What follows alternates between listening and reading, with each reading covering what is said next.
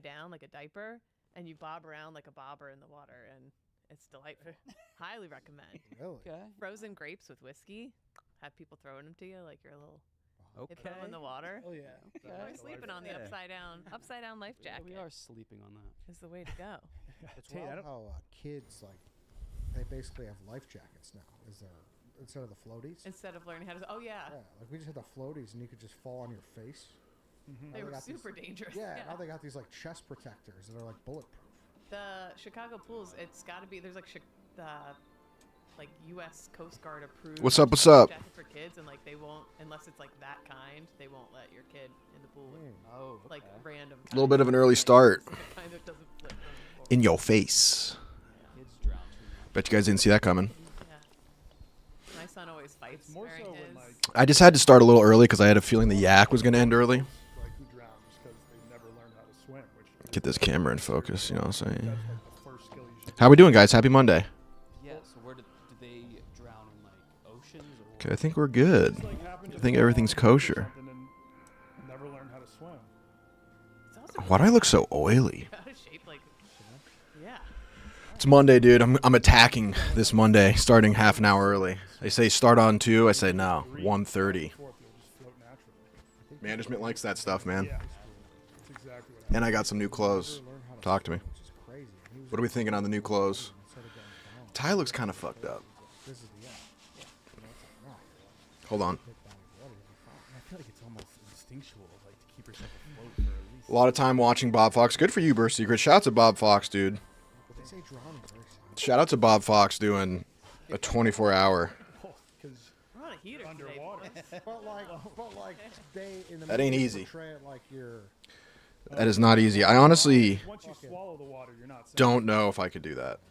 Do you think if Listen, you I like you guys, but I don't like you guys that much. like fight, you like stop fighting? That's what they say. And I have this I just have a massive phobia of sleeping on camera. It's like legit a phobia of mine. Like clearly, but after he wasn't making a Like fuss, and it I was- he was don't know how Kai Sinat did it They ended up saving him, but you can see for his him, subathon. and he's like playing it Or how cool, anyone not does like it for their making a scene, subathons. but, like, he's You look not moist. I playing know. it It's because I've been cool, using thankfully, beef he's smart tallow. enough to jump in, Nick but got me onto afterwards, beef like, tallow. I don't know why I listened to him. It does feel good everybody though. was, like, embarrassed. And dogs love you. I'm going down. If you have throwing hands everywhere. beef tallow on your face, I can heavily. dogs will lick it up because you essentially It's embarrassing. smell like beef jerky to them. It's non-scented for us humans, but for the incredible power of the canine nose, they just lick you up, baby.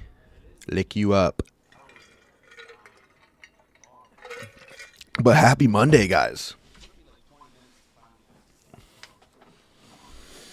Oh, it's a double Windsor. It's a classic knot. Appreciate you noticing. Yeah, it's a classic. I mean, it's sort of the classic go-to.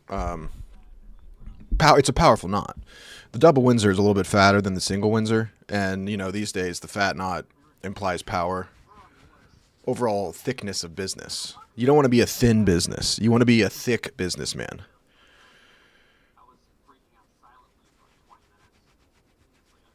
I actually don't even know how to do the single Windsor. Not in me blood. It's not in me blood. I can only do the double. I love tying ties. Can you guys tie ties? I think that if you can't tie a tie as a man, you should be banished.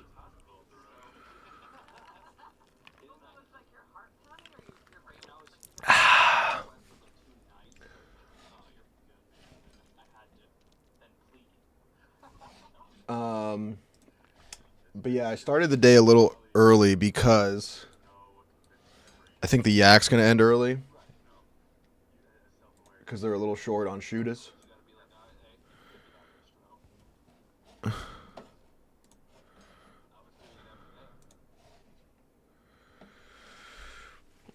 I love tying bow ties. It's my party trick. Dude, I actually have no idea how to tie a bow tie. Zero clue. And even the pre-tied ones are really hard to get on. That's the thing that women don't get. You know, yes, women, you go through so much. You're so brave. Dealing with your vagina periods and your, you know,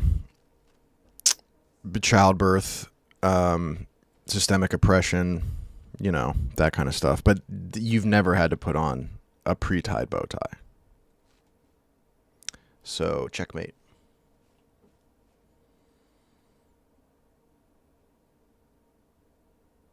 Tying a tie for someone who doesn't know how is probably the closest a no father can come to feeling like a dad. True. I mean, there is no vagina periods was a horrific string of words. Yeah, I know. I don't know why I had to give a location, a qualifying location for where the periods took place. I think that's sort of implied. But yeah, dude, tying a tie for your friend who can't, there's no greater feeling as a man. You feel as though you are Chuck Norris or some kind of titan of industry. You feel like Warren Buffett.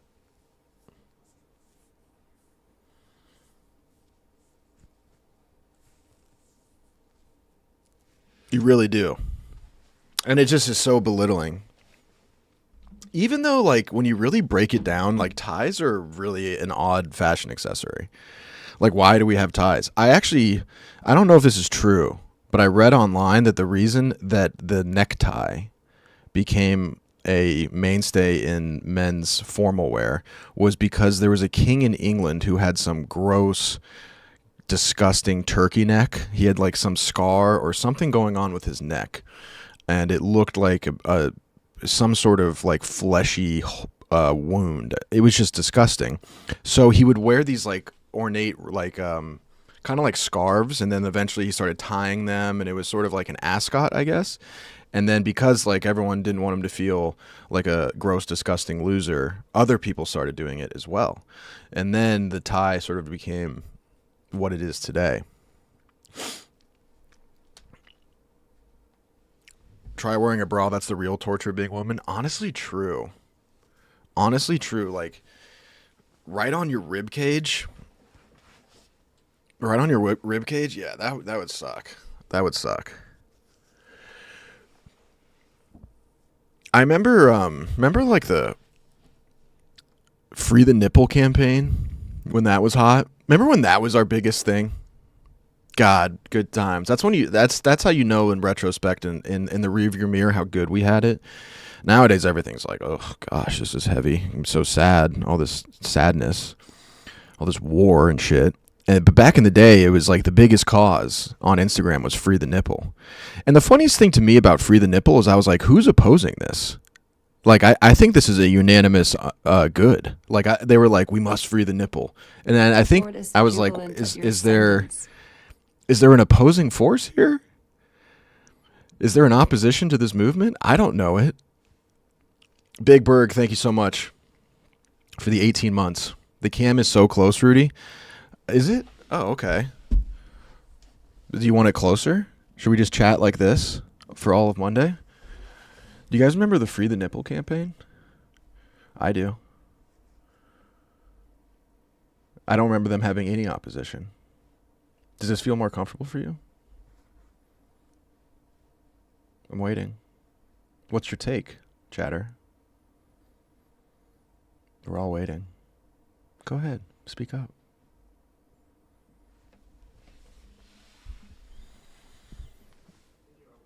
Our boy is greasy. It's the beef tallow, dude. A lot of you guys don't know how to moisturize, and it shows. Spreadsheet. This is your one spreadsheet for the day. Do you want to use it right now? Do you really want to use it right now? Do you want to use your spreadsheet? Okay, go for it. There's your spreadsheet.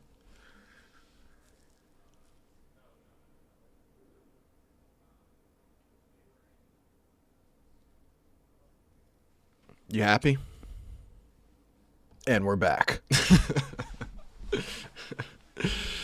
It's just fun gags over here. Guys, here's the other thing. Once again, what is... do you prefer us to chat on Twitch? Up to you, brother. Completely up to you. As you can see, I have brought together you all, the two factions. I wouldn't really qualify it as the rebellion and the empire. I wouldn't really qualify it as Republican versus Democrat. I wouldn't qualify it as Bloods or Crips. It's just two different mediums. Two different, it's a binary. And neither are good nor bad. But I brought you two together in the single chat, which is a feat of technological marvel that I've achieved. So you guys are all here in one place, so it's up to you. Whatever you feel more comfortable on. Are we sure that spreadsheet is safe for work? Oh, I'm sorry. Scientific studies aren't safe for work. Oh, I'm sorry that men's studies all of a sudden is gross. I'm sorry that real world issues are uncomfortable for some of you. These things need to be studied. These things need to be given government grants. And because of fucking Doge, there's no study into penis length anymore. That's the real tragedy. Forget the cancer and Alzheimer's research. Who is looking at the length of penises on an international scale? Nobody.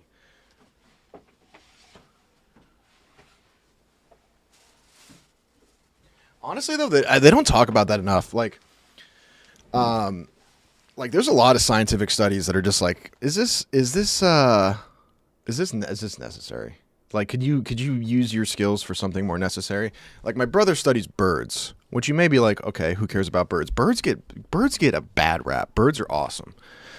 And my brother studies birds. He lives in the woods. He lives in a lighthouse for a month on end, for a month at a time, like month and a half, on an island by himself, and studies birds. And now we know about the migration patterns and how to keep them alive. That's pretty sweet. But why are you studying penis length? Like, what is that? Like, what is the breakthrough we're looking for here? You know what I mean? Like, what are we going to discover? That white guys still have pretty small dicks? Yeah, that's been known.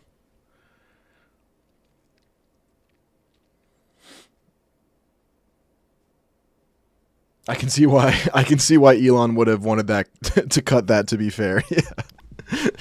True.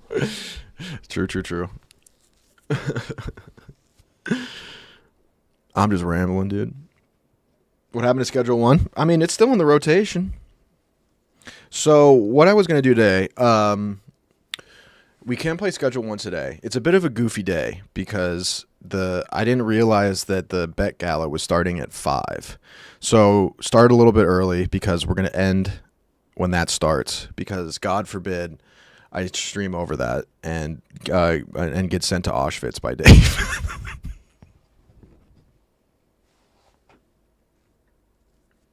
So we're not going to go over that. But I got a couple ideas. Okay, we're gonna chill out, chat for a minute.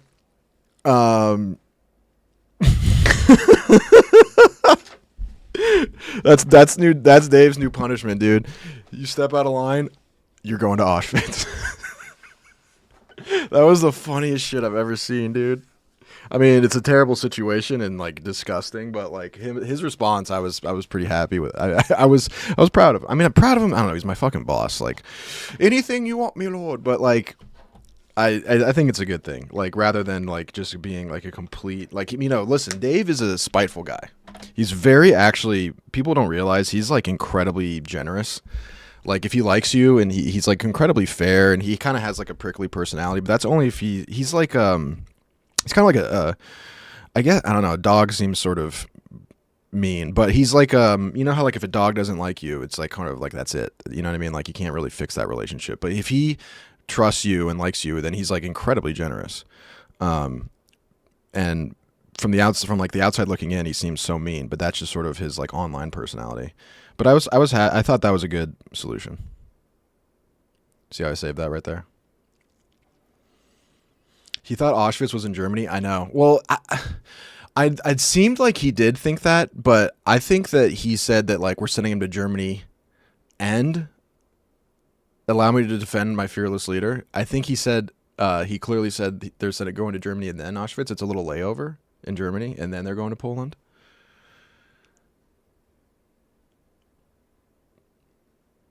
Yeah, I think Dachau is, I mean, there's plenty to choose from, unfortunately. Plenty to choose from. Do you have a good relationship with Dave? Yeah, I do. I don't see him as much as I used to. I used to see him all the time for stool scenes. I used to see him all the time. Yeah, me and Dave have a fine relationship. He's never gotten mad at me. Granted, there's like nothing he would get mad at me because I wasn't directly like working for him. Like, in terms of like working on his content, I was sort of working on like Barstool content, and then I was with him for stool scenes a lot. But no, yeah, we have a good relationship.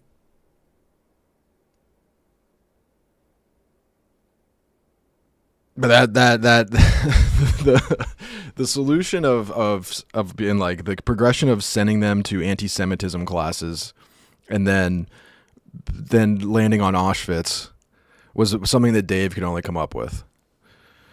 And weirdly is like, I don't know what other solution there is to that. I still can't believe that happened. I was talking to KB about it this morning. I just cannot believe that the bottle girls, the kids, like there's like a few layers of sane working class adults that had to go through, that somehow no one was like, yo, maybe we shouldn't do that.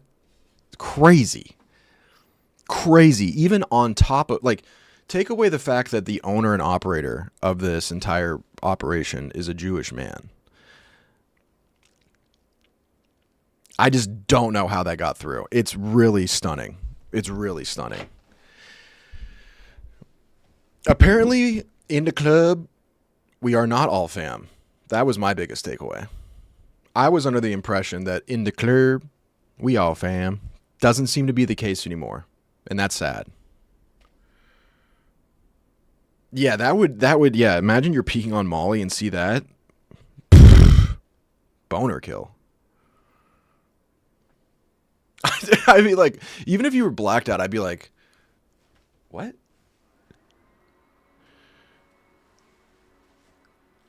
Doing good today, RMC. In the club, we ain't fam. You want to talk about all-time relief, though? So, based on Dave's videos, I mean, I don't know anything more than you guys. But I just based on, like, I only have the information from Dave's videos. And when he said that he was, like, calling and tracking down the kids that were there, and the kid that got tagged in the story actually wasn't there, can you imagine the fucking euphoric relief that kid felt, even though he had never done anything wrong? Like, you know how he has nothing to fear, but, like, the fact that, like, he just had to, like, even talk to Dave and then, like, be like, dude, I wasn't there. Now, here's the question is, why is he tagged in the story? Is it like, hey, like, you're going to love this? Or is it, like, against him, like, shot across the bow? What drama is this? First of all, try to catch up. But second of all, it's at one of the Barstool bars, there was a bottle, like one of the bottle signs. Someone said a very anti-Semitic term, and Dave saw it and is now tracked down who did it, and now is sending them to Auschwitz to be re-educated. Let's go Stars. Oh, I mean, we can talk about it. So here's what I wanted to talk about. Now that the political segment's over, is that we're going to do some more NHL talk because people are going goo goo gaga for it. There's a new YouTube video that I just dropped. Shout out to Emma. Helped me out with the edit a lot. In fact, she did 98% of it. And then, so I got to push you guys to that and beg for likes and subscribes like some fucking loser. And then I think KB, Cody are probably going to stop by.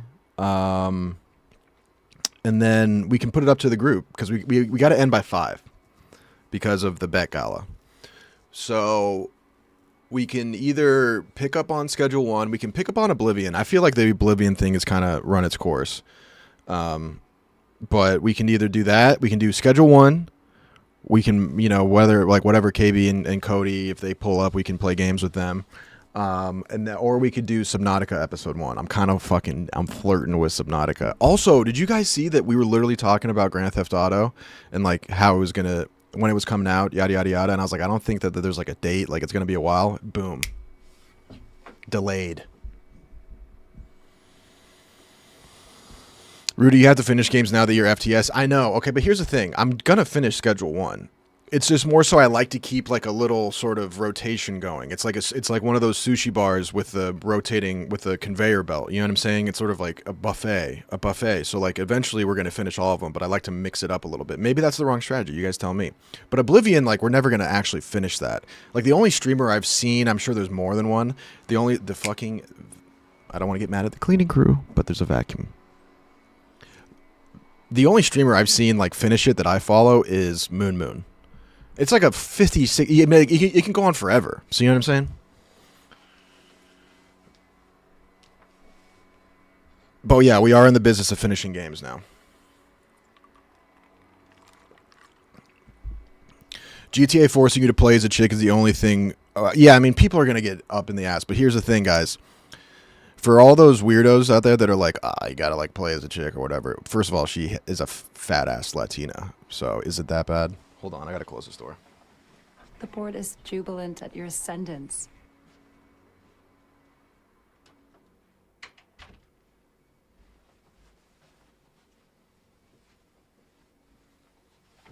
Here's the other thing, though. You know who I know is going to be loving that is our boy Jeff Nadeau. Our boy Jeff Nadeau. Dude, did you guys see Nadeau's like AI tweet? Oh my god, dude. I just can't quit that guy. Okay. Hold on. Something just came across my timeline. We gotta live react to this. What could this possibly be? What could this possibly be? Hold on. Let me make sure. All right, we're chilling. This Nicky Smokes, a new Nicky Smokes video just dropped. 2 minutes and 27 seconds. Whew, get comfy. I just got fucked in the ass. So in the meantime, let me put y'all on some game. We got to everyone sit down and take out your notepads. This is about to be gospel. Rudy, are we ever getting GTA RP again? Yeah, I'd love to do it. The thing is that I couldn't really get a crew. I keep forgetting the guy's name that helped me out with that. I feel so bad. But the guy that helped me out get in that server, shout out to him. He was super helpful. And but I just didn't have like no one else had PCs. Like Hank always said that he wants to do like GTRP, but like everyone's so busy. So if I can get boys to play with, I mean I don't need it. If I could get into like D10 or like no pixel, like no shot, but I don't know. I need like other people. You know what I'm saying? I don't necessarily need it, but I kind of need it. You know what I mean? I have years of experience with 5M. Yeah, I have 5M. Anyways, we gotta tune into the Nicky Smokes put us all on game. He just got fucked in the ass. He's about to put us all on game. Are you guys not ready? Like, I feel like you don't even understand what's about to happen right now. We're about to be put on game by the game master himself, Nicky Smokes. Also, dude, hair, gotta give credit. Hair's looking nice on Smokes, and he lost so much weight. We gotta give credit on that. Better. I should have never flown with Spirit, but I did. My flight yesterday gets canceled. He's about to cry. Why does he look like he's about to cry? It's just about his flight getting canceled. I just got fucked in the ass. And honestly, I just got fucked in the ass. That's the clip. That's it right there.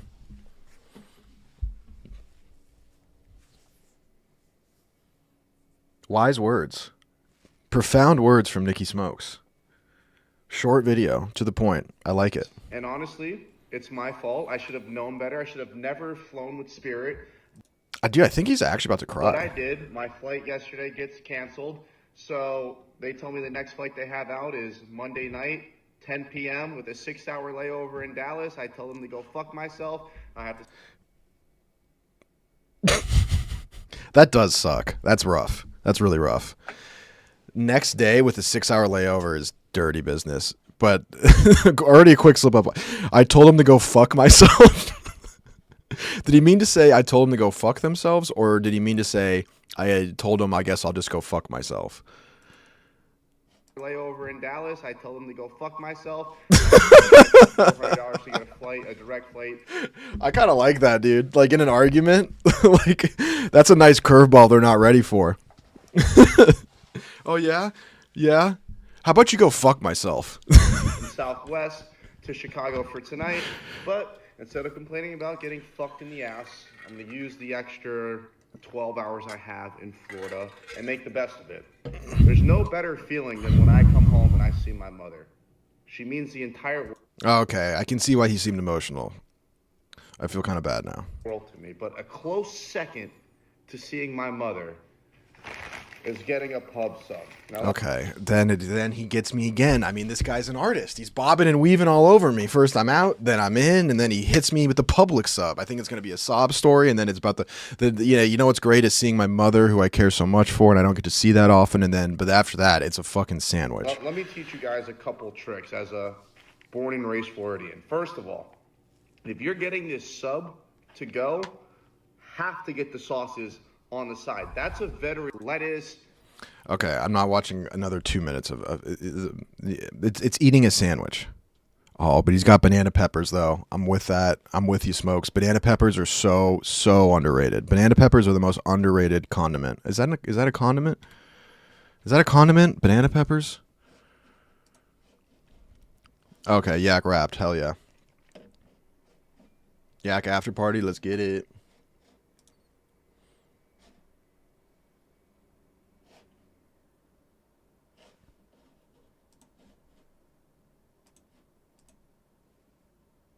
It's a vegetable topping? Yeah, okay, topping. Whatever, dude. Banana peppers are wildly underrated. Wildly underrated. Wildly underrated. I mean, it has crunch, it has a little bit of zip, but not spice. Condiment has to be squeezed or spread. Okay, you're right. I'm wrong. God, sorry. Sorry. I don't know what you mean. Patrick Kelly, people have been saying that. I don't know what that means. What does that mean? And I don't even want to say it because I'm scared it's a slur. I'm scared it's a slur. What was I looking for again? Okay, yeah, and they do. I mean, you guys got to peep this. What's his Twitter? Jeff Nadeau? Is it still Big Man on Campus? No, he switched it. He dropped Mr. Campus. Man, he tweets a lot. There it is.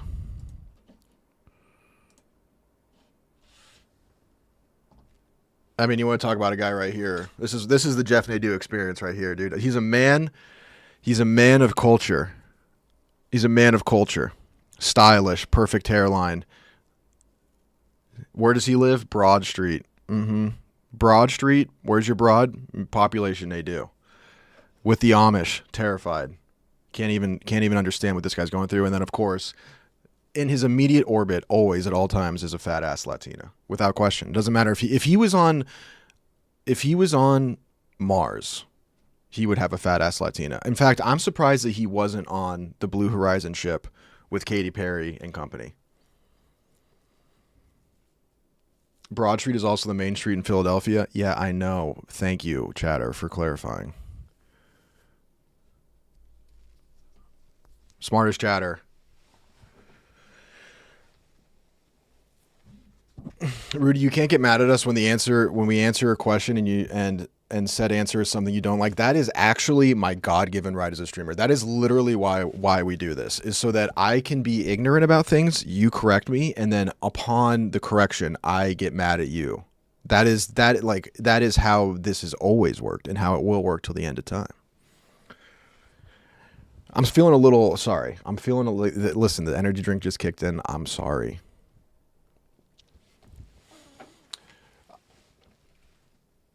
Should we get into puck breakdown? Just got finished mowing the lawn, and Rudy is still actively combating the chat. Okay.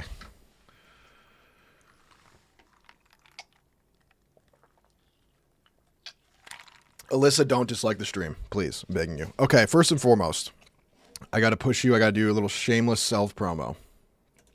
Shameless self-promo. Thank you, Rap, for subscribing. Video just dropped of day one. Next video is going to be me and KB playing Time Guesser. I'm pretty much just going to upload that, I think, without even editing it. Your tie looks nice today. Thank you very much, Vigilante. But yeah, video just came out of my first day training, going through absolute hell on Get to Work. Big shout out to Emma for pretty much saving me on the edit, because this was a lot of stuff. Anyway, so if you guys could please, like, I'm being dead honest, like, please, I'm literally fucking begging, please, just tell me your favorite sandwich condiment, your favorite sandwich topping, anything. Just please interact. I need to keep this job. I need healthcare. Should do a group play repo. Yeah, I'm down. Yeah, that'd be a good video. No, I got some group stuff planned. Actually, you're not going to be expecting. I got a group play planned with the Anus Boys. Wow, what a sentence. Holy shit.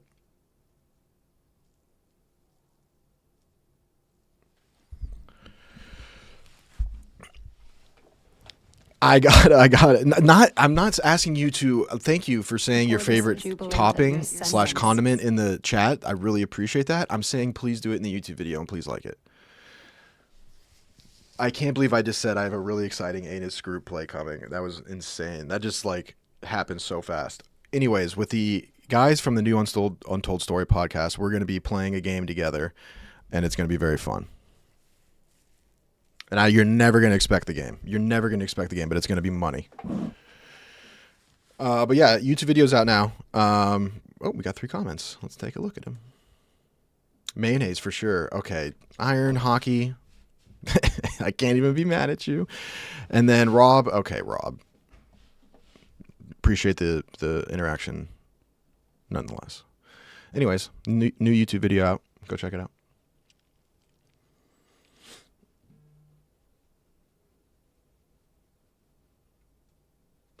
Rudy's asking for toppings because he's such a solid bottom. I would be a top, I'm pretty sure. But then again, like, can any straight man, like, as a straight man, you can't even quantify being a bottom. You know what I mean? Because your brain is predisposed to penetration. Am I wrong? I'm going to not talk about this. But I think I'd be a top. A selfish top. Have you ever played Star Wars Knights of the Old Republic? I think I did one time with Nick. I think I did one time with Nick. It was a really interesting game. It was not at all like I expected. That's the one that has like all these different outcomes, right? It was pretty wild. The board is jubilant at your ascendance. Appreciate that, Wiz. Okay, but let me stay on the checklist here. Oh, right. NHL recap. Yo, if I give my Twitch Prime sub, does that go to you or the company? Well, it goes to both. What is the bet gala? I don't know. That's what we're going to find out as well.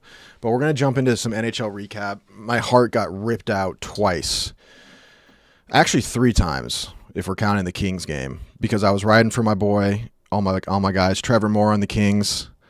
And then, obviously, the Avs got their just absolutely just devastating. The Avs, I'm a Colorado guy, so I'm a fan of the Avs. And then Logan O'Connor, my former teammate, played great. And then he got his spleen ripped out. And then, of course, it was Mikko Rantanen. Oh, my God. And then I was riding for the Blues because my old coach, Jim Montgomery, I was so sure they were going to win. And then they were going to. And then it's just heartbreak city. I can't believe it happened twice. Is the Rantanen deal the worst move in history of the NHL? No, it's not. What happened was crazy. What happened was insane. It looks pretty bad, but up until that point, up until the third period of Game 7, that was a good trade. It's a sad trade, but you know they probably would have lost him in free agency.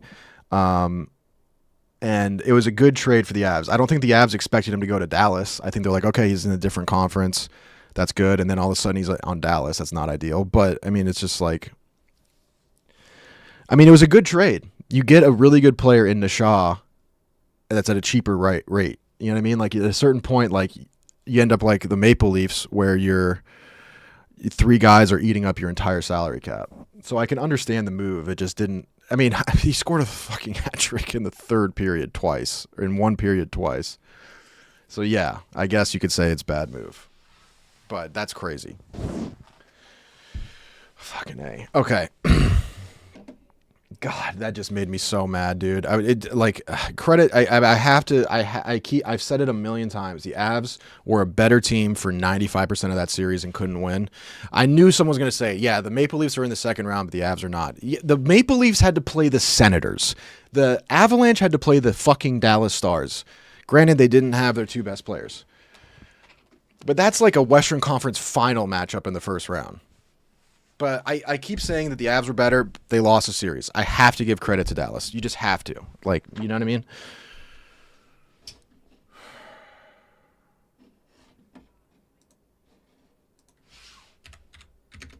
But let's jump into the Winnipeg game first. I have not covered the Bet Gala yet, and I don't know what it is or why. But we're going to find out. I'm going to put my investigative hat on, and we're going to find out. But first comes playoffs. I just gotta break down, even though it's heartbreaking. So for those that don't know, last night, that's the wrong game. Last night, Winnipeg and the St. Louis Blues, Winnipeg Jets and the St. Louis Blues faced off in Game 7. And going into the game, I was super confident. Not super confident, but I was fairly confident that the Blues were going to win. And then they were even better than I thought they were going to be. I mean, they absolutely controlled this game up until the last 2 minutes of the third period. The Jets had nothing. And then until they did.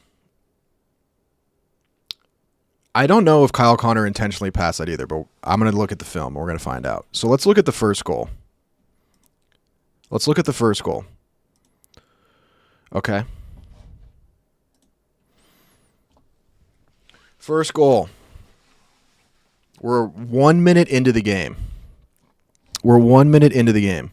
So they're doing a neutral zone regroup. The Blues are. Defenseman pulls. Oh, shit. I actually should maybe not do this on this because it's going to be harder to do that. So let me actually switch that up. Sorry.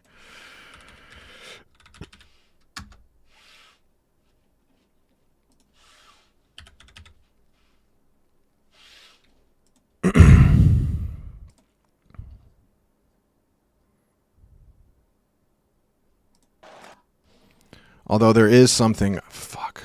People think this game's easy, man. People think this game is easy. There is something that the Twitter clip doesn't show that I do want to show.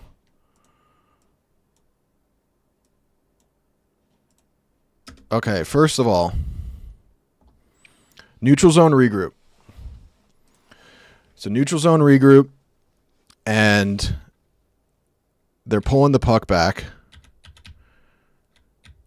Now, what happens right here? They're going to go D to D here, right? Gosh, this is not ideal. Okay, they're going to go D to D here. Now, this guy right here, typically on a neutral zone forecheck, I know that they're in their own zone, but this is essentially a neutral zone breakout, neutral zone forecheck. So the first F1 is usually trying to split the D and then keep them from going D to D, but that obviously doesn't always happen. That's fine.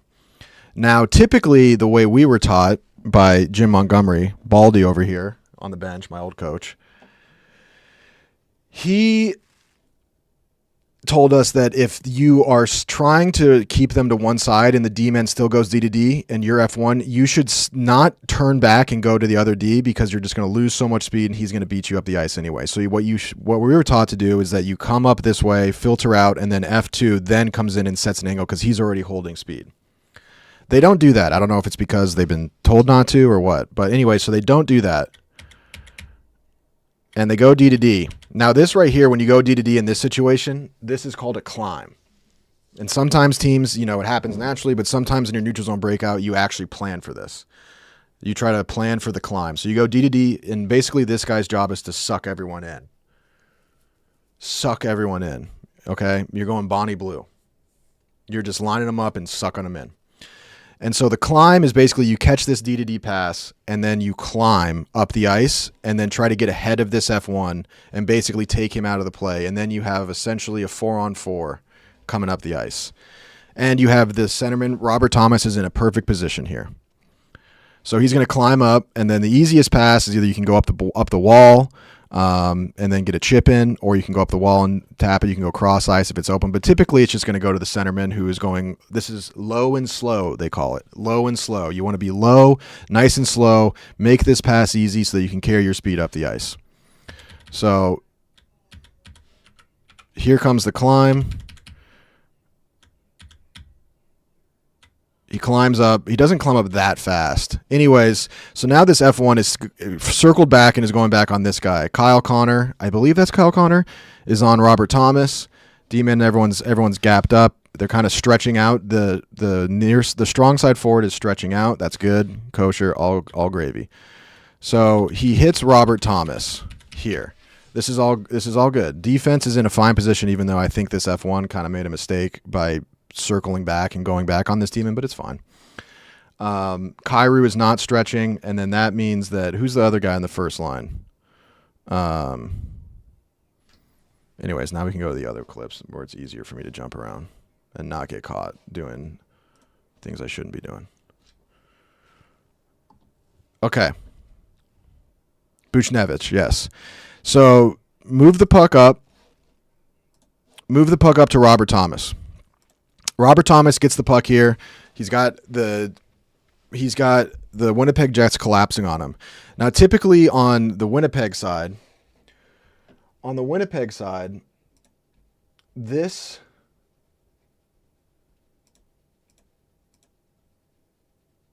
D-man, right, or this forward or D-man right here, typically in this situation, your job is to just hold the red line. So that's why he's stopped right here. You want Robert Thomas, you're probably not going to, if you can get the puck off him, great, but probably not. The only thing you want to do is make him play the puck or dump it in. So you just have to hold the red line. So he's in a good spot right there. Robert Thomas comes up, and let me tell you something right now. Robert Thomas is a hell of a hockey player. Oh my gosh. I would take him on my team 7 days a week, 365, twice on Monday. He is such a cool, calm, and collected hockey player. He's so good everywhere on the ice. He's not lightning quick, but he just always is able to read the play. And on the rush, he really has incredible vision. He is a fantastic hockey player and just someone that you can trust everywhere on the ice. I'm really impressed with Robert Thomas. He's a fantastic hockey player. Anyways, so he does a nice little move here where he pulls the puck to his backhand and then goes through the triangle here on whoever this is. And it's just an easy play for a player of his caliber. Now, this guy makes the mistake. Like, Robert Thomas is a good enough player where you think he's going to get the puck around you some point, but you got to get a piece of him. You got to get some piece of him. Letting him just go through your triangle untouched and going for the puck and letting him just glide by you without losing any speed is crazy. So that's a little bit of a fuck up. But once again, not bad. D don't have the best gap, but it's fine. You know, they got numbers here. Now, here's the main issue, and it comes back to what I said earlier. This F1, the reason why I don't like F1 circling back and going on this D-man is because if he circles this way when they go D to D and the other guy comes in, he is now going to be in a position to cover the weak side of the rush. He's keeping an eye on Jordan Kyrou, but primarily your job is to catch the trailer, which is either D-man or Jordan Kyrou. So you're coming through this area, and then that way these two D-men can shift onto Buchnevich and Robert Thomas. So this forward, or him in particular, you know, he should be up here. Him chasing this down and finishing his check does really nothing here. And now he's behind the play, and he's broken this down. It's a 3-on-3, but the way it lines up is not great because one of these two guys is going to have to pick up the weak side, and they're not in a good position to do it. If this D-man shifts over and goes here, then Buchnevich is open, and he's just got a big distance. He's got a big distance to cover. So this guy staying on the D to D is causing problems later on. So Robert Thomas comes in, and they pinch him right here, which is a good play. You got a guy here ready to pick up the scraps, but so is Buchnevich. But this is a good step. Everything here looks kosher. As long as this battle is won here, it's okay. But once again, this weak side is a big issue, and that all comes from F1. And I don't know if he was supposed to do what he did or he didn't do the right thing, but either way, this is a bad situation. It's a situation that could get bad because they don't have this weak side forward coming back on the back check. So they do a step. Thomas chips the puck, and he gets kind of lucky where it doesn't fall over to Kyle Connor, who's reading the play and thinks the puck's going to come out here, which it does. But it kind of stops here, which is not ideal. Once again, this doesn't look that bad, but all of a sudden, Buchnevich comes in, and then look who peeks in. Colton Parayko. Is his name Colton? Anyways, Parayko. Parayko beats the guys up the ice, and that F1 is not in the screen. He's somewhere in the neutral zone. And if he had not followed the D to D, he could be in a position to help out with this. And then it would be, all of a sudden, this just became a 3-on-2 really quickly. So Buchnevich picks the puck up, protects it, and now everybody on the Winnipeg Jets is just honed in. They're just puck watching.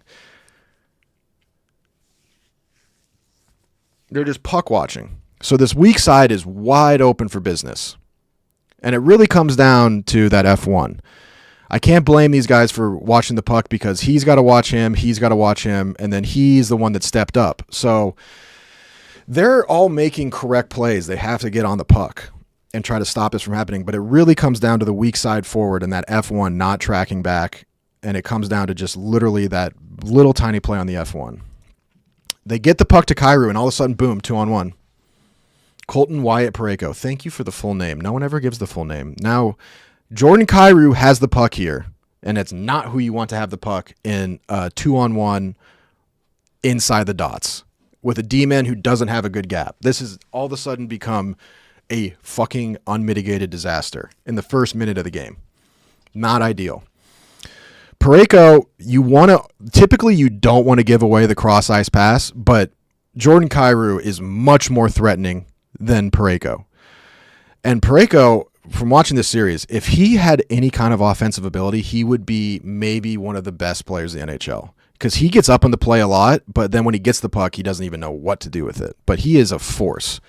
If he could add any offense to his game, he would be an incredible hockey player. He already is, but he would be even better. Anyways, so Kyrou comes in. He's a right hand, which means he's got a good angle on this, and he can make a cross-ice pass. This is not a good situation. So whoever this poor bastard is in no man's land. I mean, right now he's praying to Mother Teresa. He's grabbing his rosary beads, and he's saying, please. He is begging for a lifeline. Granted, also, you got Connor Hellebuyck in net, who has got the absolute yips right now. And in the first minute, this is not the first shot on. This is not the first situation you want for a goalie that is typically the best in the world, I would say. But right now is not. And you want that first shot to be an absolute pancake, but it is not. You want it to be a volleyball, just an absolute layup, and it is not. This is a bad first thing. Anyways, so he is smart enough, I think, to know that Kyrou is probably going to shoot this because I think he can tell that this is Parayko or at least a D-man, and Parayko is much more of a threat. So he's much more worried about Kyrou shooting than he is this guy. If this is another forward, then he'd be shitting his pants about the cross-ice pass, but I don't think he is. So he's waiting for the shot. So Kyrou comes in, sets his angle right where he can now either pass it or shoot it. This is good from Kyrou. Not exactly a tough play, but he's doing the right thing. Now, goalies here can either do two things. Typically, he'd be like, all right, I don't think he's going to shoot this. He's probably going to go cross-ice, so I'm not going to go down. I'm going to be waiting for the cross-ice so I can get a good push-off and then try to stop this back door. But what happens here is Kyrou's in a position where he can either this looks like it could either be a shot or a pass. It's good misdirection. He can do either thing. Parayko, look at this. Look at this right here. Look at this positioning. Huh? Look at that. Knees bent. Two hands on the stick. Just perfect. Ready to receive. I'm ready for you. I'm ready for you. Great. So I was much less harsh on Connor Hellebuyck than other people. People were saying that, like, oh, he's lost it. Start the other guy. I'm like, listen, man, yes, he's been bad, but he is probably going to win the MVP and won the Vezina. Like, you just let him figure it out, okay? And if you go down because of him, what else are you going to do? He's the best goalie in the world right now. So you gotta ride him. You got to ride him. That's what I think. Anyways, so he passes it across. Now, here is the one thing I will say where Hellebuyck makes a mistake, and it's a tough one because, like, I can't really fault him for it. He's anticipating that Kyrou's going to shoot this because Colton Parayko has stone hands. He has absolute stone for hands. He thinks he's going to shoot this because Parayko's not nearly as big of an offensive threat. So what he does is as soon as he makes the pass, Hellebuyck thinks he's going to shoot it. So he goes down, which is bad because now he cannot get a good push to the weak side, and he sees that this puck is about to be on Parayko's stick with a wide open net. So he's like, oh my fucking God. So he is going to have to wholesale push and just send it. He's going to have to send Carcass across and pray that a piece of his body hits this puck because he doesn't get a good push. So he's like, oh my God. And this puck is on Parayko's stick. I mean, he's a wide open net. So he lunges across like a Michelangelo painting, like he's like trying to touch the finger of whoever that is. You know what I mean? Like he is leaping across. He's throwing his carcass. Now, Parayko makes a good play, I guess. You know, this shows that he's not a super offensive player as a defenseman because he passes this back, which is actually a much harder play to make, but a good one. But it shows that he actually had it in his mind to get this back to Kyrou before he even got the puck because he just had that in his head because I don't think he thought that Hellebuyck was going to be so slow getting across. If he just shot this in the net, it's an easy goal. I don't think he realized how caught out Hellebuyck was going to be by this. So he passed, like right here, he has all day to shoot this. Now, granted, maybe whoever this is has a really good stick here on Parayko, so he might deflect this. So anyways, Parayko passes it back, and then right now it's like, you know, Hellebuyck is like, oh my God. So he wholesales across. He can't go back now. He's overcorrected one direction, and now he can't go back the other. So it's hell in a cell right now for Connor Hellebuyck. He passes it back, and even Kyrou was like, whoa, what the I don't think he was expecting. He's like, I gave you a wide open net. Why are you dishing it back to me? Hits him in the skate, and because Hellebuyck is just absolutely juked out of his jockstrap, he doesn't get this guy a GPS. Like, he's nowhere to be found. He's on his ass, and then it just hits Kyrou in the skate, and he's able to get a little stick on it, and it goes in the net, and Hellebuyck is just completely in a different area code. Now, you can blame Connor Hellebuyck. Even the announcers were kind of getting on Hellebuyck. They're like, oh, you know, he's out of his crease. He's all over the place. I can't blame Connor Hellebuyck for this. I mean, this play, like, yes, the only mistake I can say that Hellebuyck made here was dropping, thinking that this was going to be a shot, because then he screwed himself completely. But you can't really fault him for that because it's Jordan Kyrou and Parayko. Kyrou is probably going to shoot this, and he doesn't. So I can't really get too mad at him on that. And it's a clear-cut 2-on-1 in his own zone, and they allow a backdoor pass. You can't really get mad at the goalie at that. That's the job. If you give up a 2-on-1, the job of the players is to at least don't give up a backdoor pass and allow the goalie at least a chance to just stop a straight-up shot. None of those things happen, so I can't get that mad at Hellebuyck.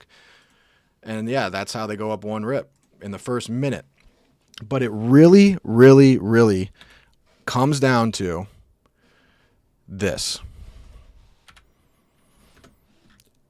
It comes, to me, the first real mistake is this F1 not... Uh-oh. What? What is going on? Is this F1 not cycling through and chasing the D-to-D pass? Because that opens up the short side. This is where the play goes south. Now, there's a bunch of other things that happen in sequence where it could have gone other way, for sure. But this right here, for me, is this is the COVID lab. This is patient zero. That's where it goes south. And a lot of times it does happen 200 feet from your net. But that then leads to him chasing that guy and being caught down ice and not back checking properly is what leads to ultimately this situation where the weak side demon, the first guy that he was on, being wide open. So that's what I saw in that first goal. Perfect execution by St. Louis. I actually don't really want to say perfect execution. I mean, they got away with it, but Parayko should have just twined this right here. But he didn't, and he still scored. So that's what I saw in the first goal. And also, I mean, the Blues, the Winnipeg had nothing, absolutely nothing going for them for the majority of the game. No offense. I mean, the Blues were winning every 50-50 puck battle. They were playing with confidence. They were breaking the puck out easier. They just wanted it more. Their give a fuck level was higher. And a lot of times it just comes down to give a fuck level. But they were just better. And then, you know, fucking, oh, man, it just bums me out what actually ended up happening. So here's the second goal. I don't really remember this one, so let me look at it real quick.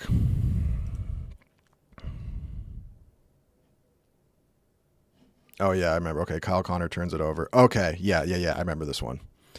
Okay, so This is the second goal. Puck comes out. They chip the puck out, goes into the neutral zone. They're trying to do a quick little reload, transition back to offense quickly. And like I said, a lot of the times in these games, you may not notice it, but the game is won and lost in the neutral zone, either when it comes to neutral zone forecheck or transition to offense. So this works out well for Winnipeg. Kyle Connor picks up the puck, is circling back in, and he can attack here on a 2-on-1. You know, he does the Blues do a good job here resetting the gap and having guys coming. Everyone is coming back towards the middle. So Kyle Connor reads this well and is like, all right, this isn't going to work, so I'm going to take some time here. He's a good enough player to actually take time. Guy like me, I would have gotten this puck and just hammered it into the other team's end. I'd just get the puck off my stick. But he's Kyle Connor. And so he takes his time and tries to look for an option, and he's looking for the weak side here to see if his weak side D-man is streaking in, right? We are going to be playing games. I'm not while I'm breaking it down, but we are going to be playing games. So he's taking his time to try to look for something. Now, this is a risky play, but it's Kyle Connor. You're going to let him do that. You know what I'm saying? Like, he's a playmaker. So you can let him do that. Now, typically, any other player, you just holding onto the puck in the neutral zone is not advisable. You know what I mean? But so everyone here is like, what are you doing, dude? Anyways, so he's looking for a pass. He has his head up. He's not looking at the puck, which is he's good enough to do that. But then sure enough, he just mishandles it a little bit, and the puck just comes off his stick. The puck just comes off his stick, and he's probably just going to dump this in, but the puck comes off his stick, and it's just like, uh-oh, perfect drop pass. Now here comes, who is this? Matthew Joseph. Matthew Joseph picks up the puck, and he's got a one-on-one. This still isn't, a grade A scoring chance. I mean, going one-on-one against an NHL defenseman, 9 times out of the 10, you're not going to get a grade A chance, and you're definitely not going to dangle him. It's not Pee Wee hockey. Like, when I was a kid growing up, like Pee Wee's Bantams, if I got a one-on-one with a defenseman, like 50% of the time, you can dangle him because no one knows what they're doing. But at the NHL level, good luck, dude. Unless you're an incredible player, like very few players can just take a defenseman one-on-one and dangle him. Anyways, so Joseph knows that, and he's not going to try to dangle him, especially in the playoffs. You want to at least get a shot on goal at the very least. It may not be a grade A, but at least you're going to get a shot on goal. Who knows what happens? So he moves it over to his forehand where he at least can protect the puck and get a good shot on net. I'm not sure if it can't be Josh Morrissey because he went out early in the game, but whoever this is, fine gap, all good. Joseph takes it out wide, and he's like, all right, I just got to figure out a way to get a shot on net. Now, typically in this situation, if you're a lefty, what you're going to try to do is if you just try to come in and shoot this, he's going to get his stick on it and deflect it. You know what I'm saying? So what he's going to try to do is to push it to the outside, and then when he shoots it, he's going to pull it to the inside and shoot under this little triangle right here. Okay? That's not rocket science. Most people know that. He's going to try to just shoot under this little triangle and then hope for the best. You know what I mean? If the angle lines up perfectly and you're able to pull it really far, Austin Matthews, if you watch his ability to change the angle in the process of shooting is incredible. So he's going to try to push this out wide and then pull it in a little bit as he's shooting and shoot it under this little triangle and then try to pick a corner or just get it on net at the very least. So there he goes, pushes it outside. Then the defenseman will push his stick outside because he has to, and then you pull it in and then shoot it under this little triangle. So that's what he does. Shoots it under the little triangle, and somehow, some way, it just beats Hellebuyck. Beats him low blocker. And on face value, you think to yourself, this is just an incredibly soft goal. This is just an incredibly soft goal. But when you see the replay, it actually kind of comes out weird. And yeah, it's a really soft goal for Hellebuyck, but once again, I actually feel kind of bad for him because he is such a good goalie where like this can actually hurt you sometimes. No bullshit. If you're a really good goalie and you read everything so perfectly, a shot not doing what it's supposed to do actually hurts you because it doesn't show it in this one. But if you look at the release of it, Joseph's stick hits the defenseman's stick on his release. So I can't prove it, but see how the top of Joseph's sticks hits the bottom of the defenseman's stick? He is actually, when he's pulling this, I'm suspecting that he's shooting it high blocker because that's the only real angle he has. But because his stick hits the defenseman's stick, it shortens up his release, and then the puck stays low and goes low blocker. And so it ended up being like a knuckle puck. Still a hard shot and on net. But so Hellebuyck is reading this correctly, that it's going to go high blocker, and he reads that, and then all of a sudden it comes out low, and that's how it beats him. So, like I said, on paper, it's a shot that Hellebuyck absolutely should block.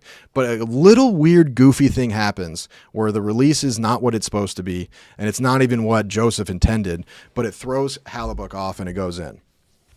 Once again, yes, I get it. Like, he should, a goalie of his caliber should be stopping that, but I can understand why that went in.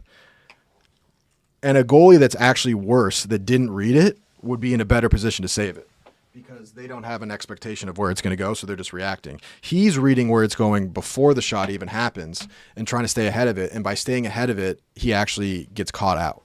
Does that make sense? So once again, I'm not really, like, the announcers were all over Hellebuyck, you know what I mean? Like, and I think that in general, people are too harsh on goalies. You got to make a save on a 1-on-3. I get it, but yeah, I guess, like, what I would say is that I can understand why he didn't save that one. I don't view it as like a humongous flub, but yeah, you need those. You do. So it's tough, but I think in general, people are too harsh on goalies, because at the end of the day, dude, like, even though they go down 2-0 here, like, Winnipeg has still got to score a goal. And in this game, they were just going no offense. You know what I mean? So, like, yeah, they go down 2-0 in the first 7 minutes. It's not good, and it hurts the team's confidence. And Hellebuyck is, shitting down his leg now. Not a softie, but not a hardie. That's a great one. But I was not on the board of, like, you pull Hellebuyck here. I'm like, no shot you pull Hellebuyck. No shot. He's going to figure it out. That was my interpretation. I was like, he's going to figure it out. But I'm more sympathetic towards goalies than most people. Anyway, so they go down 2-0. And then the rest of the game was just, control from St. Louis until it wasn't. So let's look at...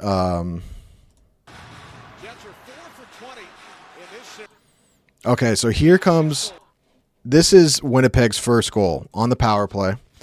And what I've realized, I mean, it's no secret, but what I've realized is that in the playoffs, man, penalties kill you, dude. Because so many teams are so good on the power play now that penalties just kill you. Anyways, clean win off the face-off, which always helps. I think this is Pionk. Drags the line. He walks the line. Everyone's setting their angles. Good. Now, this is what I talked about. This is what I talked about last week with I don't understand the penalty kill in the NHL. I don't understand why everyone is just boxing up and not trapping down on the half-wall guy. Now, having said that, look what happens. The St. Louis Blues do trap down. I'm assuming you made goalie for your team. How hard is it to save the puck? You think I was a goalie? No, I'm normal. But it's very hard to save a puck. Anyways, they do trap down. And that makes sense because the St. Louis Blues coach is my old coach. So they do trap down on the half-wall guy. And what Kyle Connor does is he does a pretty much really hard pass to the goal line guy. And the whole goal of this play is the goal line guy just to redirect this top shelf. This doesn't work out a lot of the time, but at the NHL level, these guys can actually make this happen like 8 times out of 10. So they just go to the goal line guy, he redirects it, and it just goes perfectly top shelf. Not much you can really do about that if you're Jordan Binnington or the St. Louis Blues. Now, you can make the argument that Binnington should be on his feet. He's in the RVB, I can't remember what it's called. RVB, they call it that because the person who invented it is Red Bull Vodka, where they go down to protect their near post, and the reason they do that is because they have to be ready to push across. Old school goalies would be on their feet right here, and this goal doesn't go in. But it's just a better play to be in your RVH. I think it's RVH. I don't remember. Whatever. RV, whatever. So they just redirect it and it goes in. Now, I texted... I was still thinking about this penalty kill thing in terms of the trapping down and the boxing up because I just didn't understand why teams weren't trapping down. So I texted Danton Heinen, my old roommate who plays for the Pittsburgh Penguins, and I said, like, yo, dude, like, why are penalty kills in the NHL not trapping down? I just don't get it. Like, explain to me why nobody in the NHL is trapping down and why are they just boxing up? And he told me what I kind of thought. My guess was that it was because guys at the NHL level, even when you trap down like this, are good enough to pass this through you and then break the coverage. So I was like, okay, in college it may have worked because kids aren't as good with their sticks. At the NHL level, you can't really get away with trapping down. But what he told me was that the reason that guys aren't trapping down is because at the NHL level, he said all of our coaches just hate it when the sifters and the tippers get opportunities. And I hadn't thought of that. So a sifter is, they will throw it at the net and there's a rebound, and the sifter is the guy at net front that just picks up the rebound. And then a tipper obviously is someone where they, shoot the puck at the net with the intent of it being tipped, and someone at the net front tips it in. Apparently NHL coaches just fucking hate when that happens. So they'd rather take away the chance of there being a tip in or a rebound, and then they'll give away freedom of movement. There's a fluffer. I don't know where the fluffer is, but that would be a good thing to include in the system. I do agree with that. So that was the idea, because if you're not trapping down, it becomes much easier to fill shot lanes. So you can protect yourself from that situation, it getting tipped in or someone getting a rebound. And then you just force them into a situation where they have to work into a backdoor pass or something like that. So it's choosing between two evils. Do you want to give up the backdoor pass and force them into making a difficult pass, or do you want to give up tip-ins and rebounds? Obviously, NHL coaches don't want to give up tip-ins and rebounds, so they're opting for the other option. And then, sure enough, when we do the trap down, you get a tip-in. So that was pretty interesting to hear that from him, and then exactly what he was talking about happened, because they do the trap down and then they tip it in.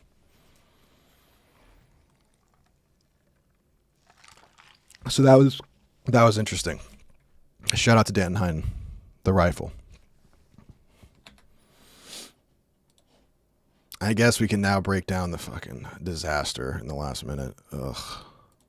Do you think he got hit in the neck? Makes me sick. Makes me sick.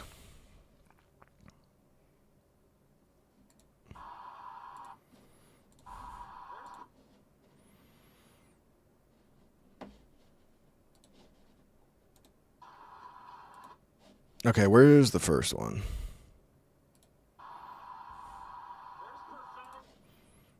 They had a lot of good looks on the 6-on-5. They had a lot of good looks on the 6-on-5. And I will say this, 6-on-5 is tricky because it's hard. There's so little space, but teams in general don't really practice defending a 6-on-5, so goofy shit happens a lot. So it's tough. And typically what you do is you just do a box plus a box plus one. So you do your typical penalty kill box, and you just have a guy in the middle because you have 5 guys. Well, let me look at this. I don't remember the second one, so let me look at it real quick.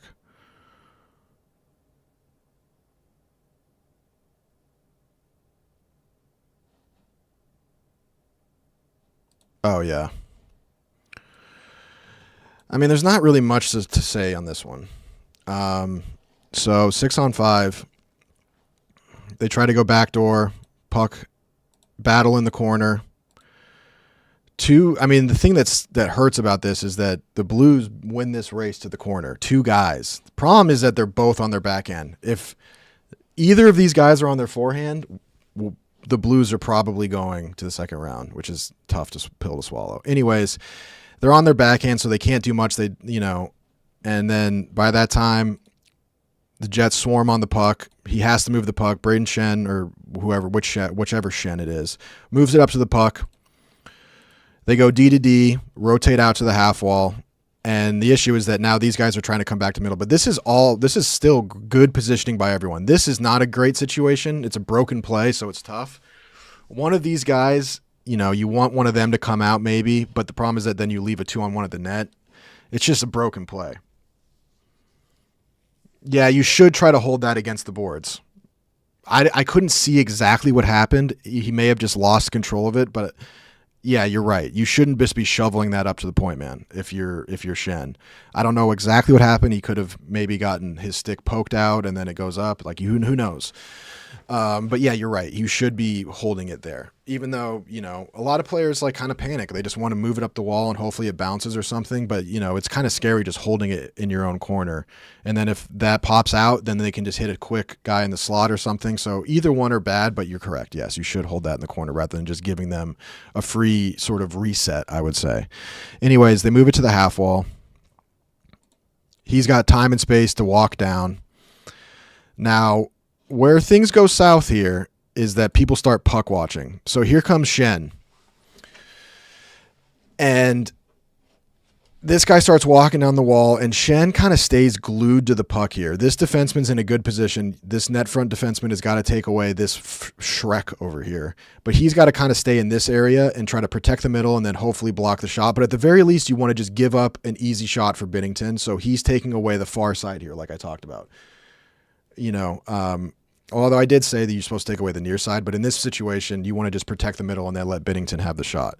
Shen gets kind of glued to the puck, and he drifts out of, you know, he's still in the middle, but then these two guys are drifting backdoor. Sundqvist isn't paying attention to his guy, and then Shen isn't paying attention to this guy. Having said that, there's still a ton of sticks in this area, so it's not the worst thing, but it's not ideal. These two guys going backdoor is not chill.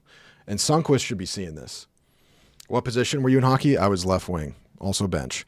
Anyways, so he sees this and immediately tries to go backdoor, and it sets up really nice for him. Even though both of these sticks are in the lane, an NHL player can obviously pass through this. And so the backdoor guy gets a look. Shen shouldn't be out here. This is something that he can handle. He should be right here, and Sundqvist should be back here on this guy. And they just fall asleep. They fall asleep, and it goes backdoor, and they just deflect it in. And even if it doesn't hit, it hits this guy and goes in. But even if it doesn't, 62 is wide open, and they deflect it in. Pretty easy goal, actually. Pretty easy goal. Now, the interesting one is the one that ties it. I mean, I cannot believe they scored 2 goals. Still can't. Okay. So here's a game-tying goal. At this point, I think Winnipeg is cooked. Now, here's the real thing. I don't even need to really break down this film, but I will. But in what really fucked this whole thing up was, unfortunately, Buchnevich, who's a really good hockey player. In the play before this, the Blues got the puck out of the zone. And I think it may have been either Kyrou or Thomas was one-on-one with the last defender and was stretching up to the red line. And Buchnevich had the puck at the blue line or just inside the blue line. And he could have skated it up to the red line and dumped it in. He could have skated it up to the red line and shot it at the goal. He could have, you know, passed the puck up to whoever the higher forward was. He decides to just play hero ball and shoot at the net from his own blue line. And that's a bad play because if you miss, it's an icing. Now, if you're in a situation where you can't go anywhere else and you got to look at the net and then you try, sure, fine. We're going to take an icing either way. I'd rather just get the puck out. Then that's fine. But when you have the option to save yourself, you would rather dump the puck in than take a chance at goal and risk an icing. You just don't want to ice the puck if you can avoid it at all costs, because you lose a face-off clean and they run a nice face-off play, then you're in trouble. So he decides to go for the open net at his own blue line and misses. And then that is a icing and a face-off, and they showed Monty after that, and he was fuming. And any coach at any level would be fuming about that. I don't know what Buchnevich was thinking. Did you play with any of these boys, Rudy? I played against Iafallo.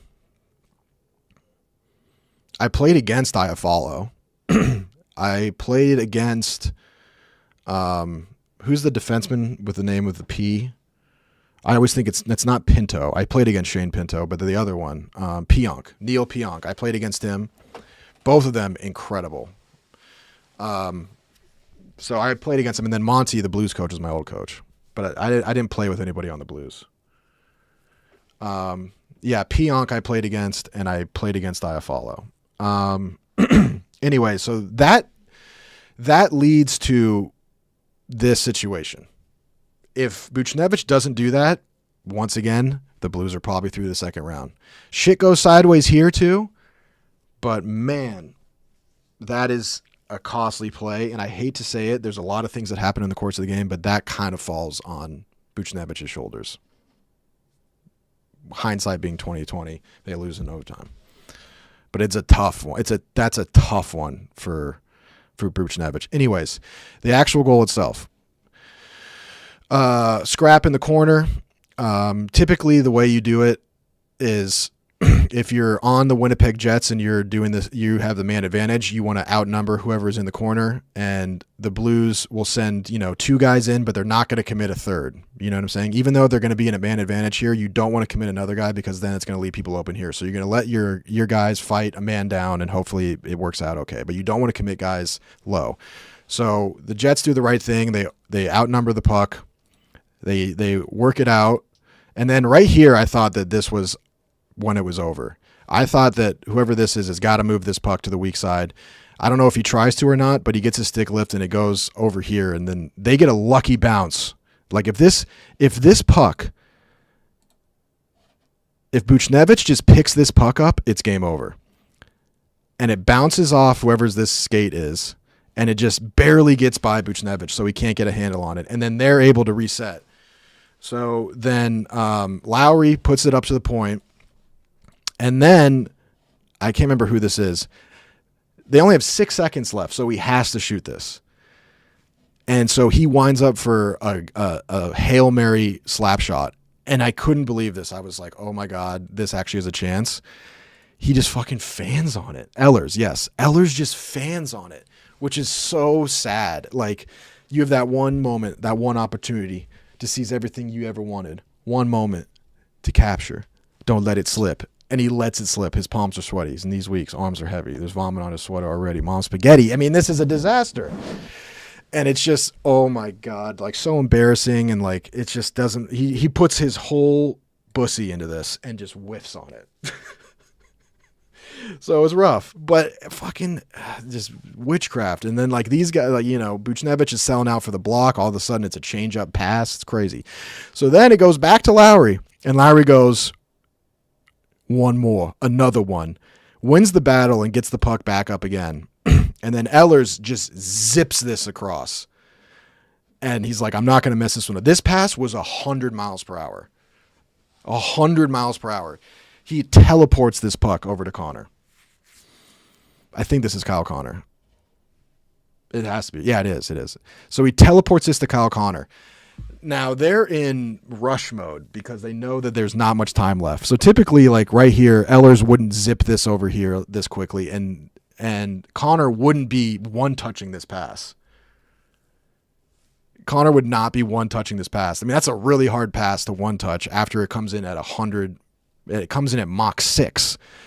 So he one-touches it because he knows he doesn't have time. I don't know if this is a shot or a pass. I think it's kind of both. I think he's just like, we gotta get this puck near the net. If I connect on this somehow and it goes top shelf, woohoo. But I just got to get this at the net and hope something happens. And so he just fires it. It doesn't come off the ice, and it just goes directly onto whoever. I can't remember his name.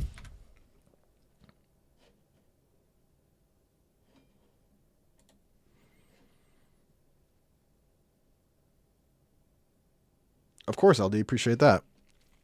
Peretti, thank you. Goes directly on a Peretti stick, and it's an easy redirect. So, I mean, it all comes down to Buchnevich taking that icing. But, like, in terms of this play, like, it's a broken play. No one's in a bad position here. It's a goofy play where they fan on it, and then it goes right back up again. They go cross ice. Like, no one, like, I guess in a perfect world, whoever this is would take away this cross ice, but, like, you're still collapsing towards the net. It's a broken play, and it just ends up working out perfectly for the Jets. Like, Parayko, I can't cause any fault here because I think this is Falk, Falk could be taking away Peretti's stick here, but he's worried about blocking the shot. Binnington is selling over here. Like, no one's in a bad position here. And it just ends up going to the one place you can't have it going to. And it was the same play. It really was the same play. It really was the same play as the first goal. Crazy.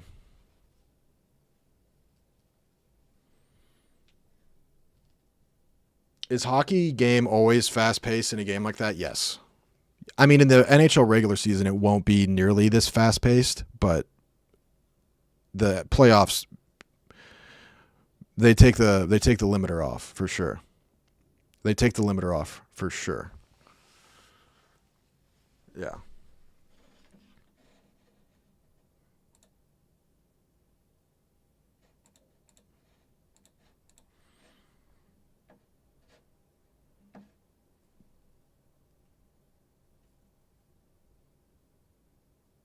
Charity case, take a day off, dude. Chill.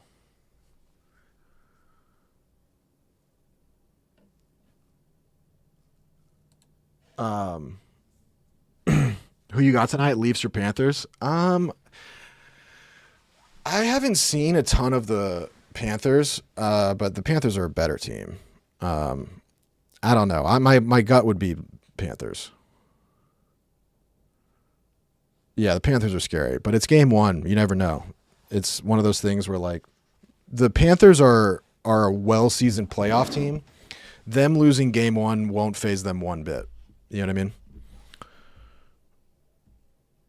I would like to see, personally, like, I would like to see the Leafs go deep, just because it's like I've seen this story too many times. Like, enough. Like, I've had enough of the heartbreak kids. Like, I don't necessarily want them to win the cup, but at least a nice run would be fun and entertaining. Pick one person you think is going to score tonight. I would say William Nylander. I was a big Nylander hater for a long time, and I've completely reversed my position. He's a great hockey player. And the reason I disliked him was not for any hockey reasons. It's because his helmet. I always really disliked it when players had helmets that didn't fully fit on their head, and it kind of was like on top of their head, and there was this huge gap between their ear and their helmet. And I just always hated that. Like, I just always hated that. It's just bad style. And so I didn't like Nylander because of that. And it's purely an aesthetic reason. It's just purely an aesthetic reason, but it always just bothered me. It's just like this. This just bothers me. That just bothers me. And he's like a big time style guy. So I was like, you how can you be a style guy and your helmet, like, look at that. That is unforgivable. That is unforgivable helmet steez right there.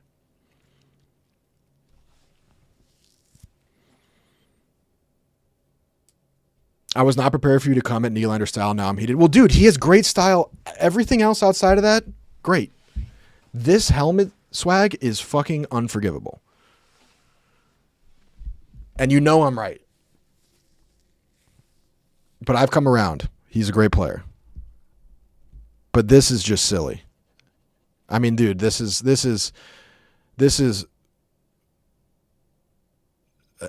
like, get a helmet that fits, dog.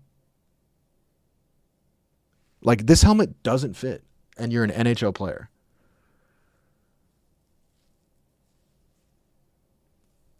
He doesn't want to mush the hair, I guess, but dude, he would get he wouldn't get this, like, he would have better hair swag if it fit.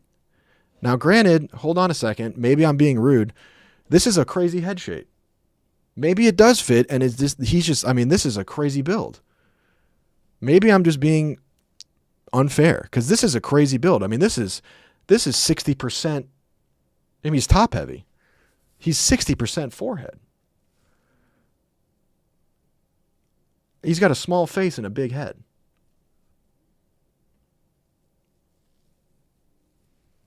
So maybe I'm being unfair. Anyways, I'm a fan of Nylander now. I put that aside.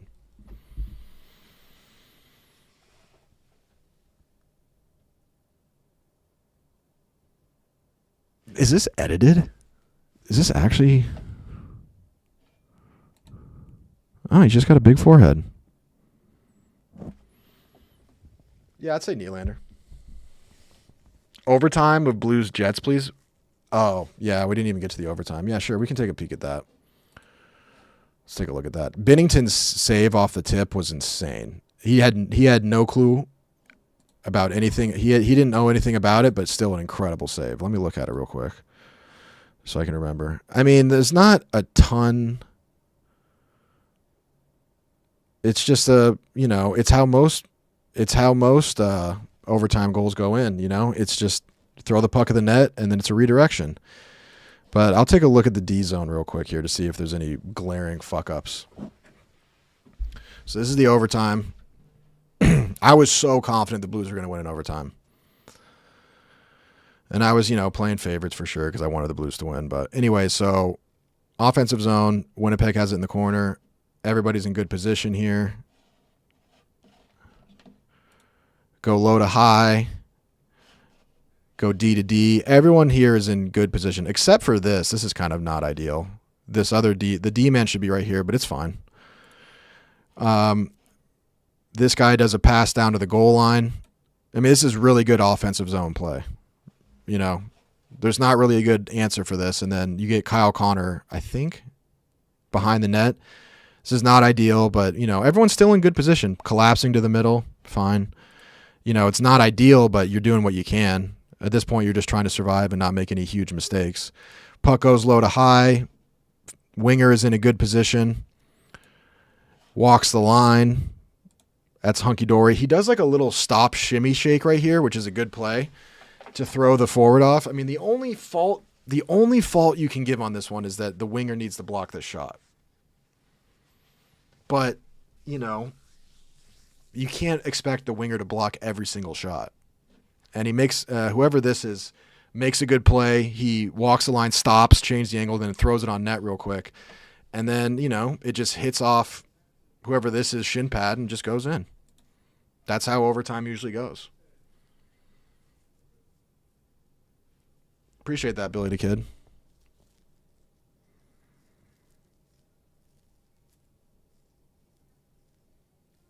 I mean, I wouldn't call that a muffin. Dude. Like, it's a redirected goal. I mean, Binnington played great. I mean, those redirections are just, they are what they are, man. I can't really fault Binnington for that. Can't at all.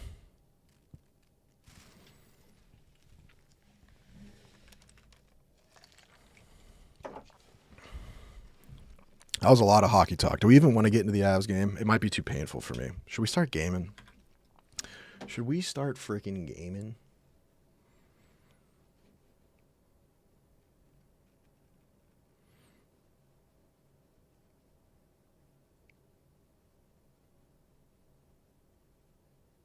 Am I going to go through Rantanen or too soon? It might be too soon, dude.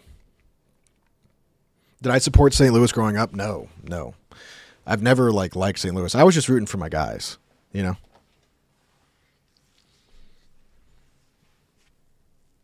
More time, guesser. Yeah, we can warm up. We can warm up into gaming with a little bit of some small games. We can warm up with some small games. Let's do that. Actually, while I'm doing that.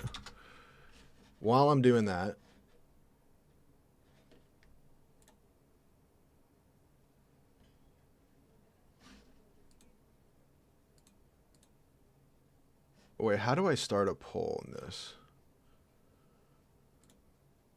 I could do it.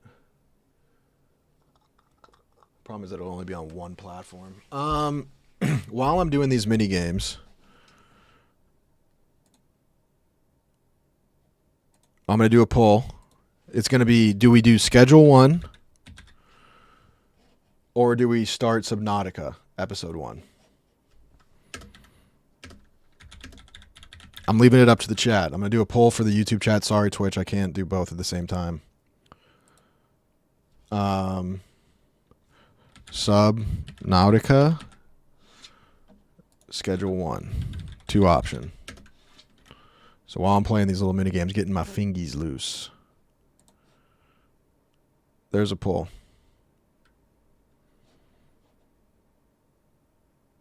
Running over to YouTube, do your dumb pull. I appreciate that, Kerbnos. You're a real one. You're so brave. You're so, so brave.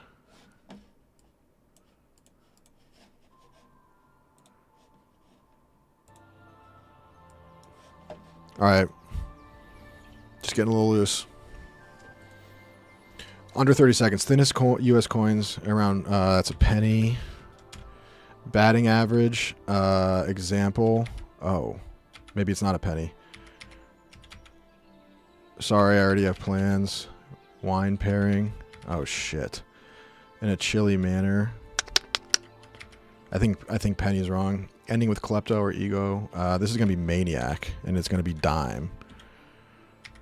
Mania, and then dimes. That makes sense because it had to be plural. So dimes. Batting average.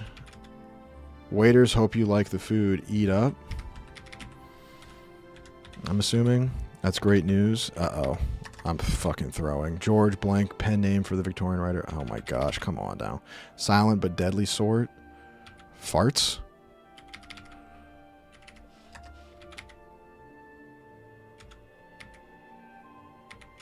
I blew this. I can't enjoy. Yay. Icier.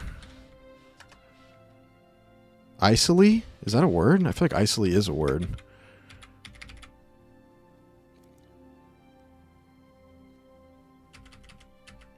Oh. Ninja. Wine pairing.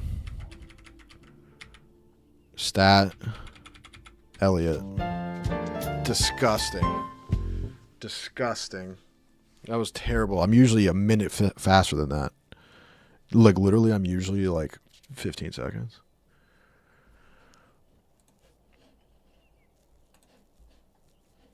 Wordle. Let's get it. All right. I like to start off my Wordle with, like, just whatever word has to, like, it comes to my head or has to do with today. So today is Monday.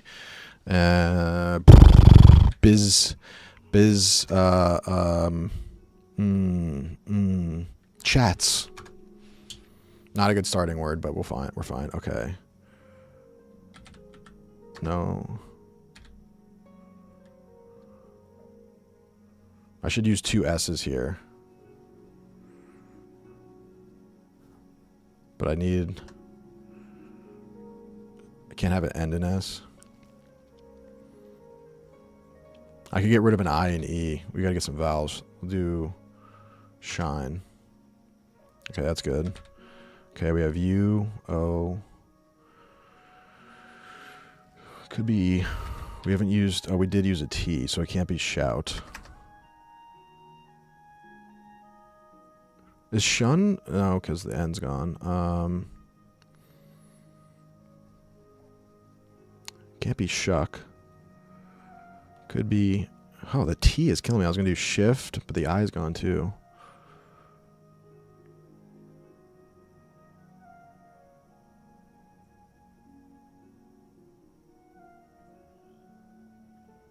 Could be another, well, no, it can't end in the S.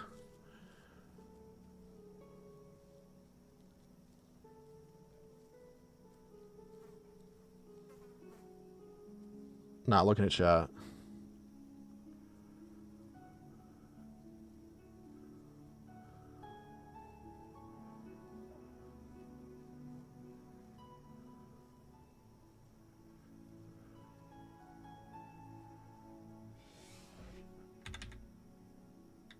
No, no E.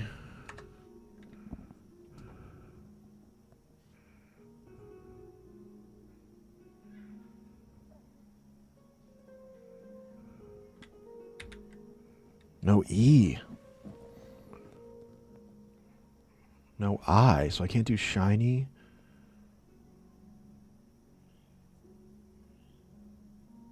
I have O-U-Y.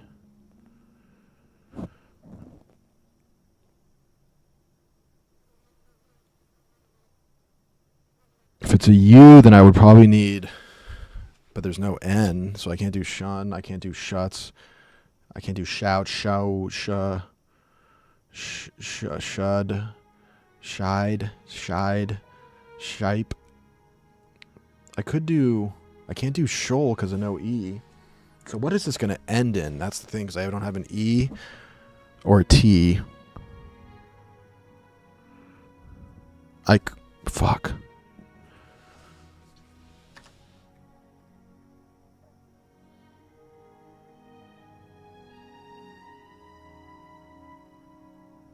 Could be a double letter.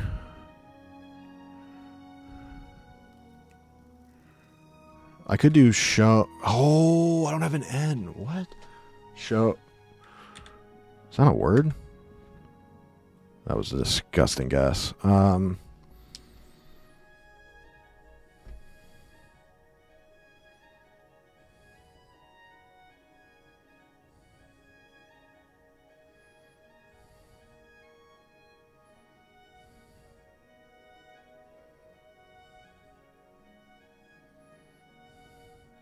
At least I got rid of the O. So now I have U and Y.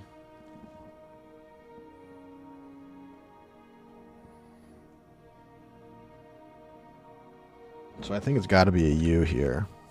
Unless it can't be a W.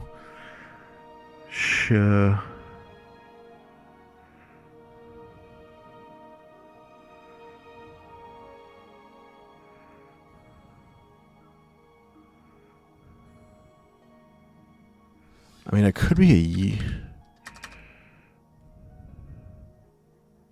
This is a weird one.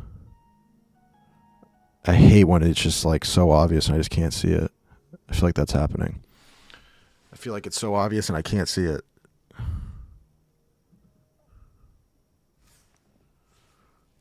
Sure.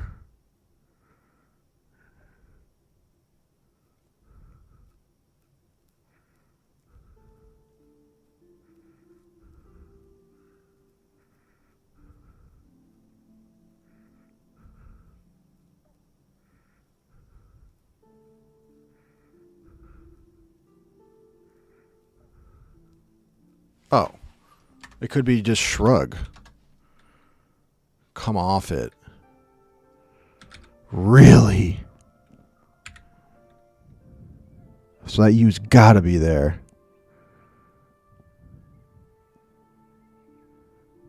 Okay, let's just go through letters. Shuck, no. Shy, no. Shup, maybe. Shuff, shoof. There's no E, though. Shuge, shook, shuck, shul, shul, shul, shuz, shoozy, shuli, shoomy, shooby, shoovy, shoopy. What? I mean, is this a word? Shoal?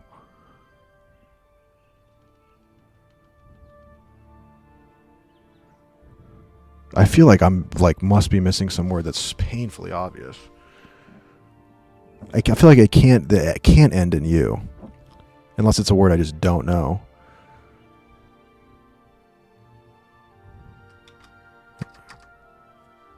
Shulp?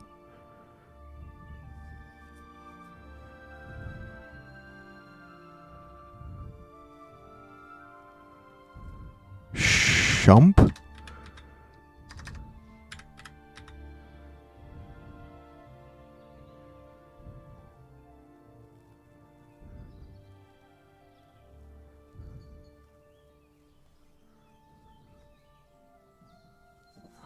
This is not going as well as I was hoping.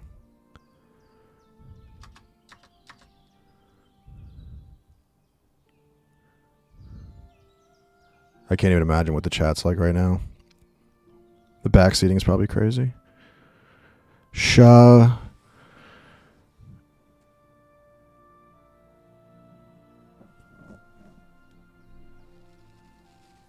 can't even think of a word that would work here.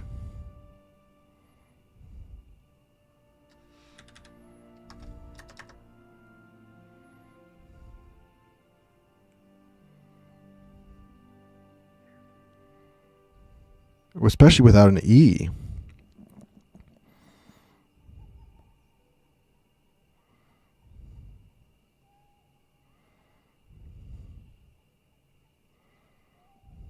it could end in a Y. Shumi, Shubi, Shuvi, Shuxi, Shuzi, Shufi, Shuji. What?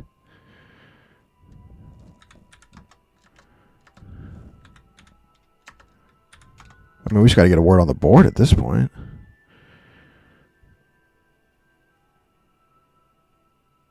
I mean, there could be...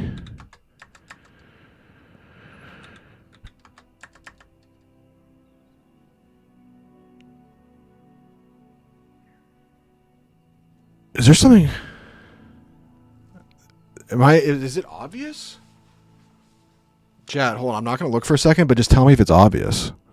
I'll look in a second. Don't say the word. Just tell me if it's obvious. I'll just look at the bottom of the chat.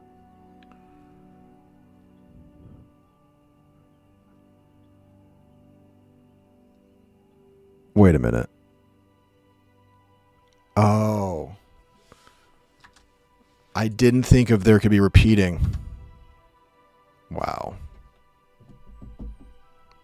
I got tunneled, dude. I got tunneled. I got absolutely tunneled on that one. It's obvious, but I got tunneled. I got tunneled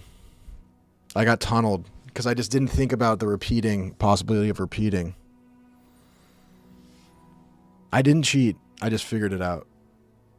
I did not peek the chat. I just figured it out. It just so happened that once I said I peeked, I just happened to figure it out. I just got tunneled, man. All right, I gotta get redemption. I haven't done them in a while, so let me get to where's the archive? I gotta get redemption on that. Okay, we're gonna go audio. Okay.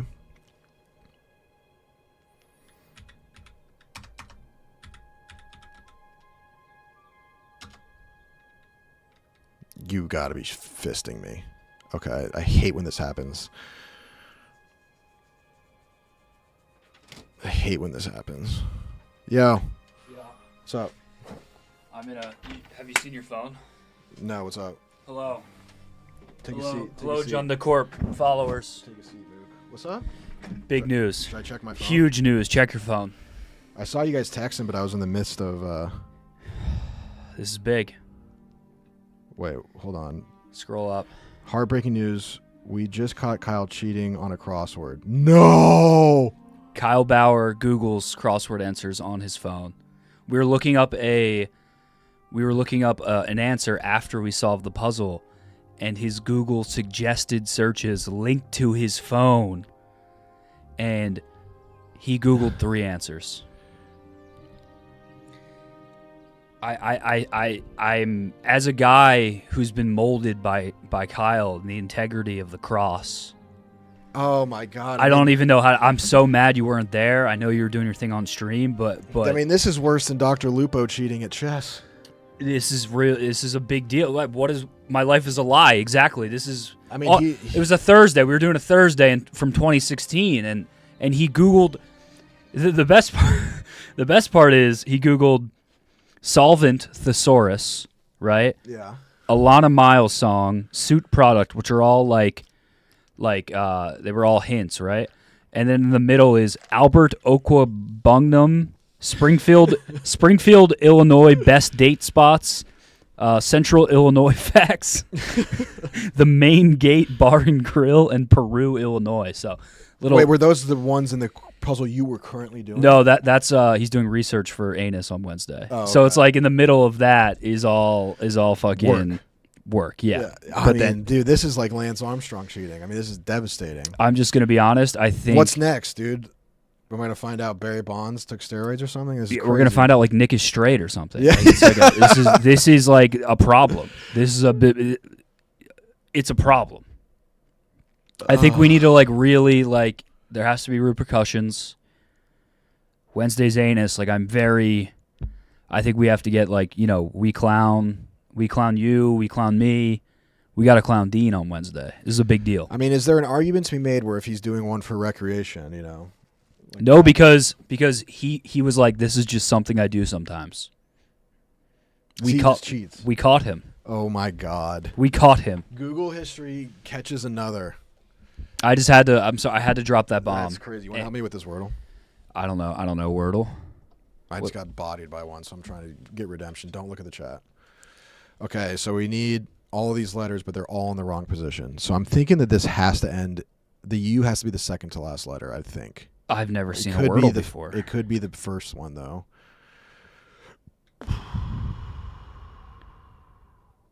I looked at This chat. could I looked be- at chat. I looked at chat. All right, get out. Okay.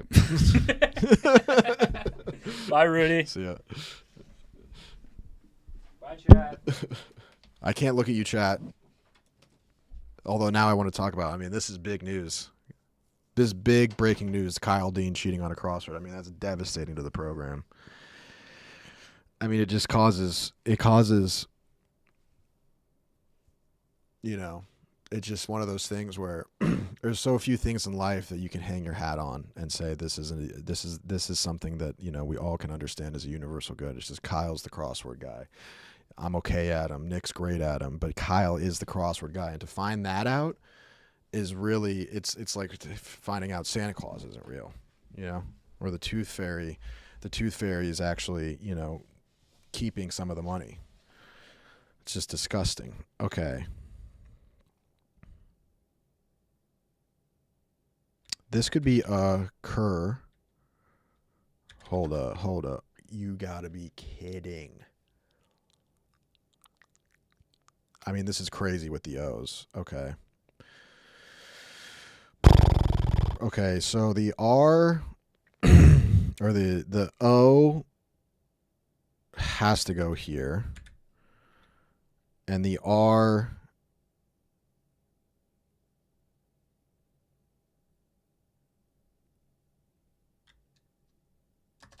there's no D, so it can't be that.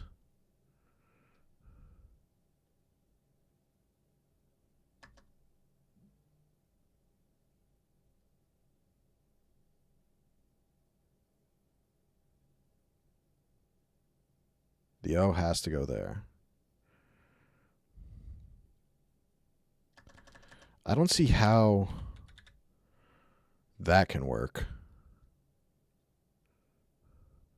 So I think it's that. Could it be... Is this how you spell this? No. I thought that may have been how you spell rot, but I think that's A-U-G-H-T. Okay. So what...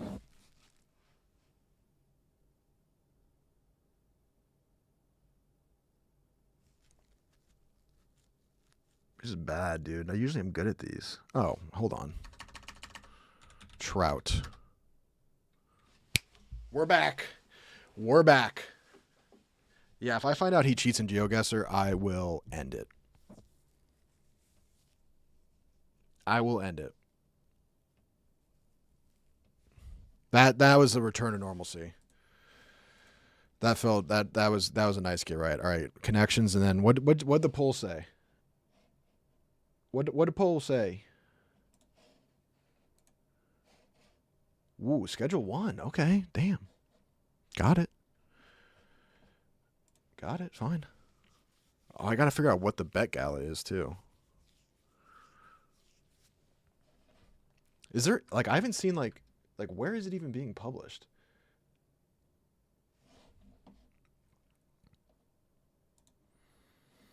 These have gotten significantly harder since I would say December of 2024.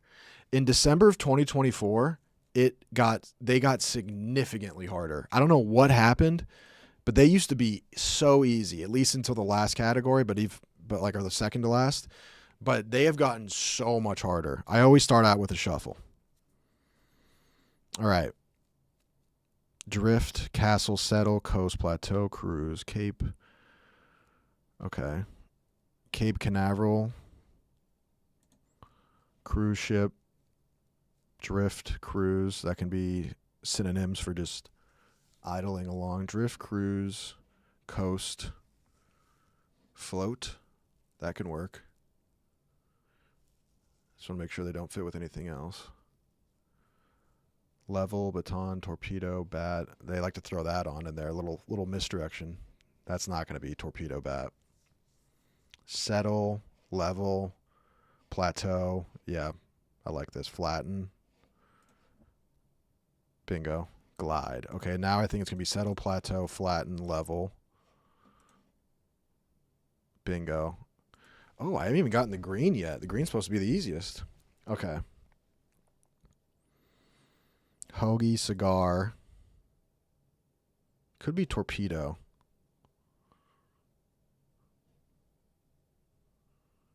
Fang.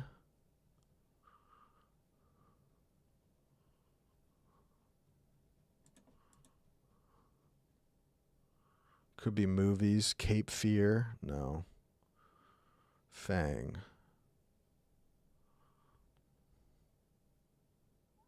Castle. Oh, these are synonymous with Dracula?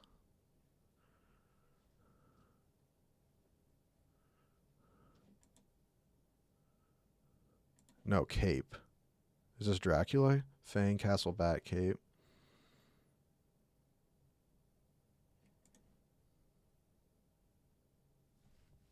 How is that the green one? Associate with Count Dracula is the easiest one? Come on now. All right, even though we got this last one, I'd like to figure out what this could mean. So I guess this has to just synonyms for, well, cigar is this type of sandwiches? Torpedo, baton, hoagie, cigar.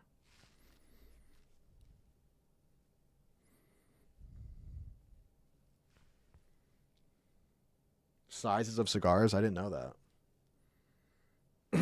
It's the shape? I didn't know that. I don't know much about cigars.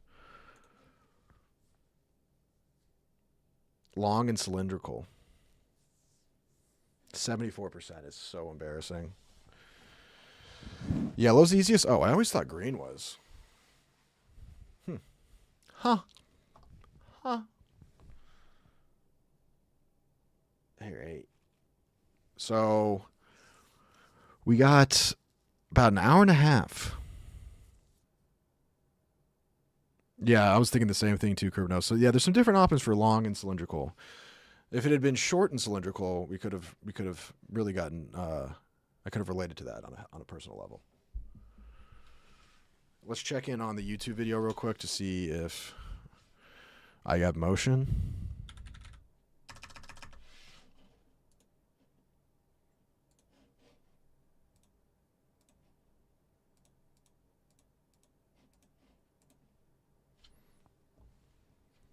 $248 views. Not ideal. We put up 36K with the first one. It's not going well. But we got to keep running the football. We got to keep running the football.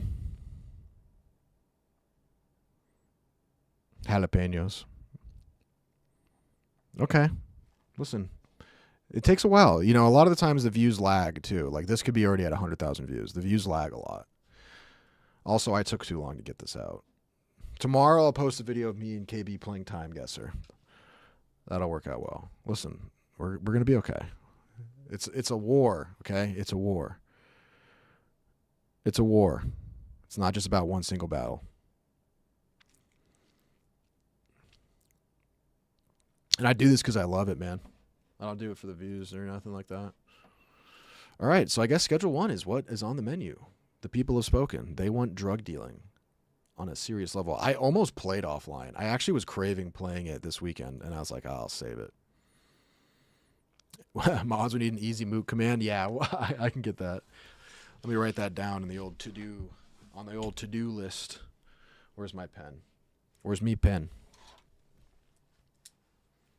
Let me get this. Let me write that down for you guys. Okay. To do. Easy mook command. I also haven't looked at my emotes in forever. I should probably update that. All right, Schedule 1. Enough dilly-dallying.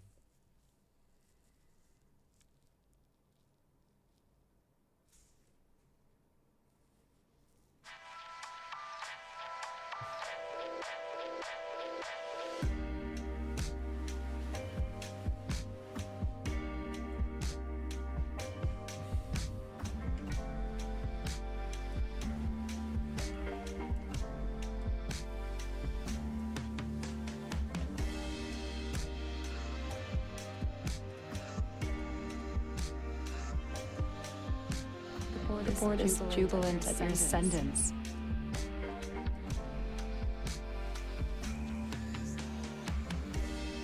Willie Dilly 11, thank you so much for the gifted subscription.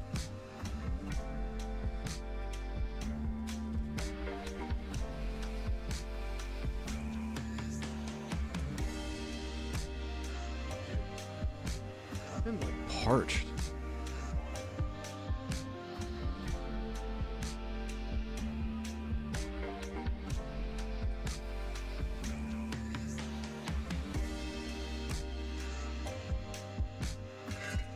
What's the gaming squad usually?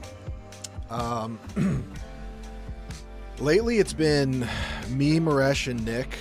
White Sox Dave's been on vacation in France. Instead of gaming with the fellas, like cringe. And then a few of Nick's buddies from home who are big time gamers. It's been really fun. I haven't had like a crew for gaming in a while, so it's been really fun.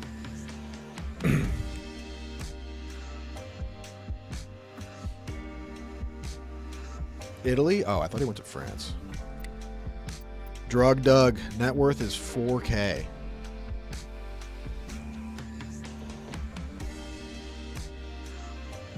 Yeah, dude, I don't want kidney stones either. The kidney stones, I'm starting to think kidney stones might be contagious. The anus group chat right now is a disaster with this bombshell drop. Have you played AoE on stream yet? No, I haven't. I've been thinking about doing that with the fellas. Vivs has his own gaming stream too. I mean, I don't know how many different ways I can say this. Much love to all my coworkers. I love having you as peers. Stay in your fucking lane. It's alright. We'll box him out. We'll squeeze him out. No, it's good, man. I want to collaborate more with people, you know?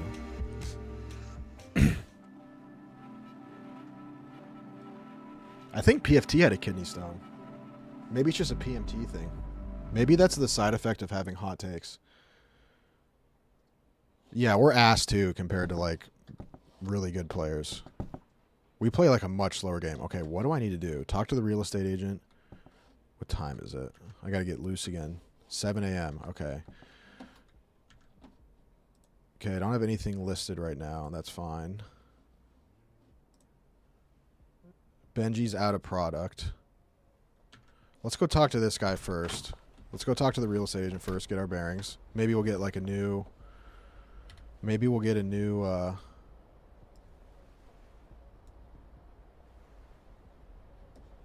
new crib.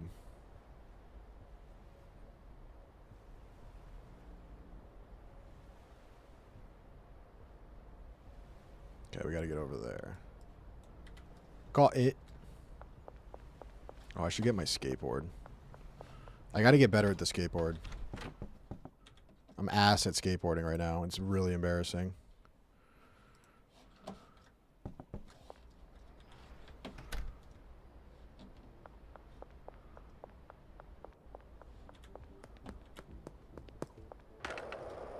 Here we go.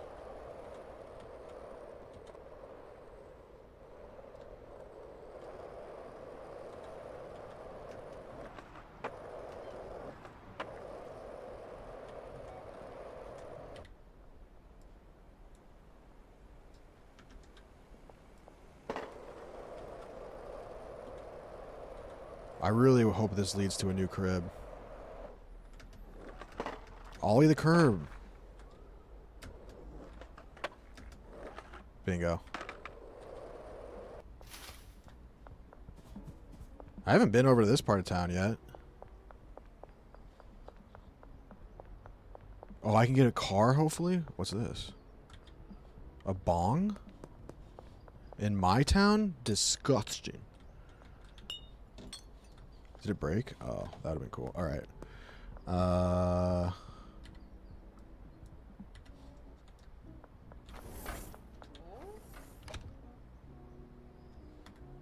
Wait, who do I need to talk to?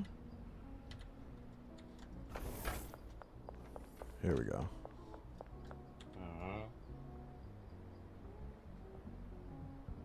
Howdy, I'm Marco. If you're looking for a fresh paint job or need a car towed, I'm the fella for the job.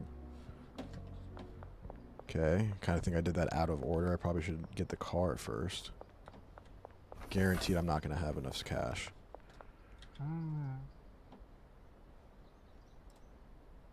Okay. So I guess it's just giving me the option for when I want to buy a car. I want a bigger place.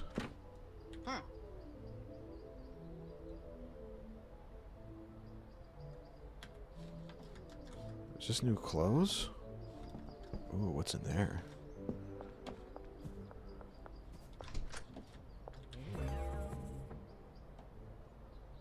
What do you have for sale? Earn 10K. Got it. All right, we got 5,800.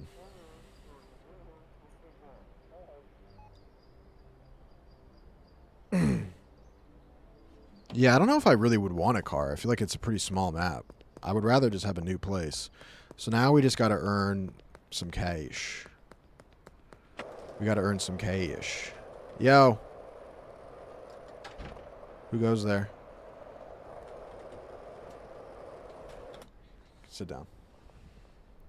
I don't know what to do. I mean, you gotta. I think you gotta. I mean, the community shook Did you already talk about it? a little bit. I mean, I was doing a Wordle without cheating, Yeah. and Mook came in and dropped the news. I wasn't looking at my phone. Yeah. There was a cacophony of vibrations on my phone. I just ignored it. And then, I mean, I think people are just sort of, in general, like, a little bit shocked. Yeah. I think that they're just sort of, like, because you're sort of viewed as this sort of mythical creature that, you know, it's like, you know, there's everyday people that have their faults and, you know, people like them and love them for it. And then there's these other people that are just sort of up in a different airspace. And then those are your heroes. And now it feels like Right. one of their heroes is sort of come back down to earth. So I don't know where you go from here. I think that you need to, honestly, like, one move I think would just be like, yeah, I cheat at everything. Like, I'm the best at cheating. I mean, the worst part is that, like, I'm not even, like, I'm less ashamed and more furious. So, like, I want to, like, the people who caught me, I want them to die.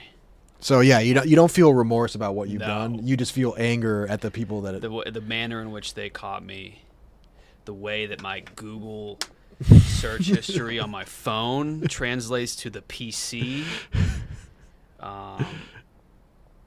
the way that Cody was there and caught me. No. Because it's people that like now they're like, oh, you actually suck at crosswords. But even though with the cheating, they're still way worse than you. But now they view you as That doesn't matter. Yeah, no, that's it's ruined. They view you as equals. I can't do I can't even talk about crosswords again. But are you just? I will say this: like, You don't understand how serious this is. I don't think 'Cause I this isn't do. just like some little thing that this is my life. I mean, it's your identity. Like, you're the crossword guy. But are you just like maybe doing that on ones that you're like you're not playing competitive? You're just doing recreational.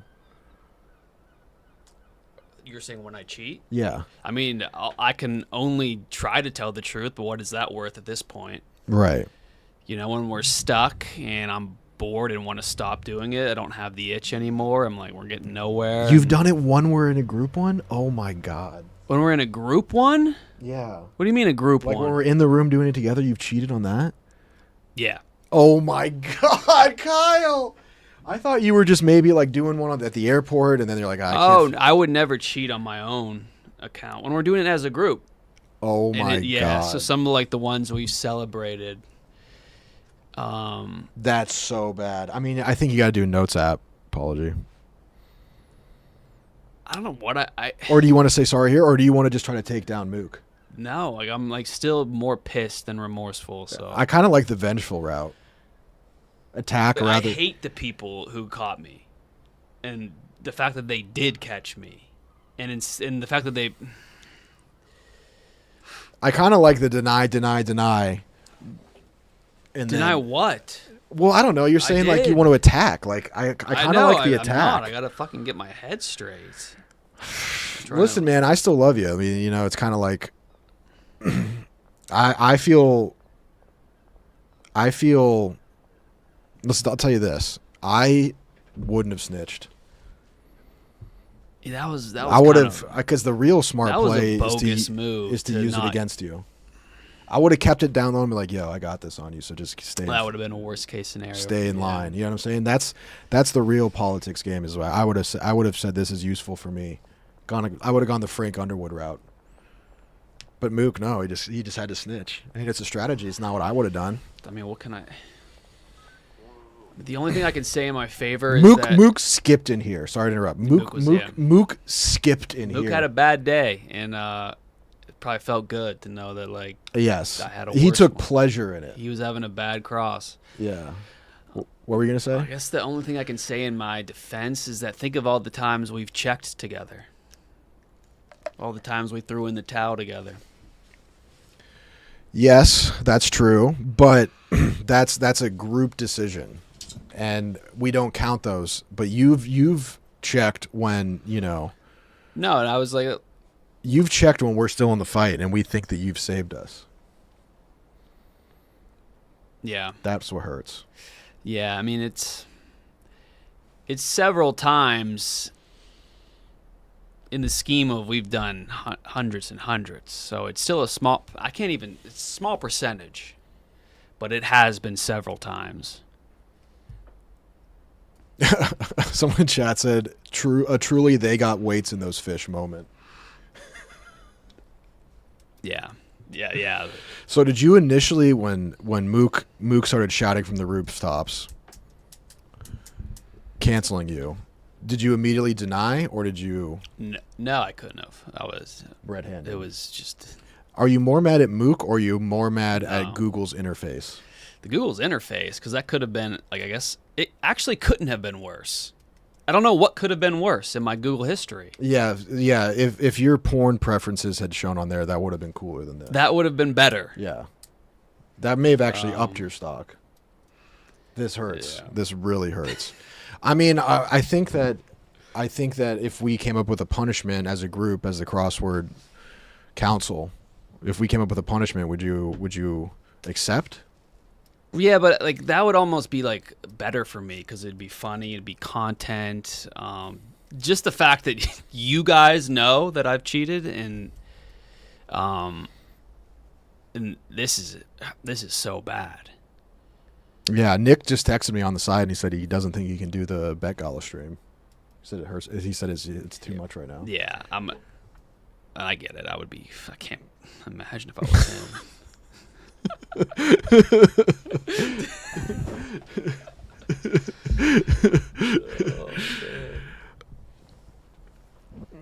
Cheating in crossword is similar to cheating in chess. I mean, yeah, this is Dr. Lupo territory. Yeah. Did you see that? What? Dr. Lupo? He's a streamer. Yeah, he cheated in chess. You probably have heard of his name because like way back in the day he did Fortnite. He just did it with Ninja. Right, but now he's like an older streamer, and he was in this big charity chess tournament, $100,000 for charity, and just blatantly cheated. And then like afterwards, like wouldn't admit to it, and then like over the course of the rest of the stream, just like slowly admitted it. And he went out he went out so sad, and he was like so obviously cheating. It was honestly one of the saddest things I've ever seen, because it just showed like how fragile the ego is of like some streamers, where it's like he can just be like, he's still a good chess player, but like he can't stomach the fact that he's not the best. I can't think straight right now. Imagine being that guy. Oh, yours is different though. Yours is so different. Don't worry about it, dude. You know what you could do is maybe do something else. You guys have a new group chat, right? Yeah. No, that immediately. Yeah. No. Yeah. I think that maybe a smart thing to do would be possibly make a bigger news item so that this gets shoved under the rug. Like maybe we go back to the Vine days, get naked, and put a very recognizable name brand soda in front of our penis. That wouldn't be better. It'd be different. That wouldn't be change the narrative, change the story. How widespread is this? I mean, I guess it's out now. People know. Come out as gay like Kevin Spacey? There's an idea. That wouldn't be worse. Yeah, you're right. It wouldn't be. I got caught fucking cheating. Yeah. All right. Yeah, I'm not. Listen, I'm still in your corner, but you know I have to be honest, and I'm disgusted. Yeah, do what you gotta do. Yeah. I don't know. Jesus. I think we gotta come up with a punishment.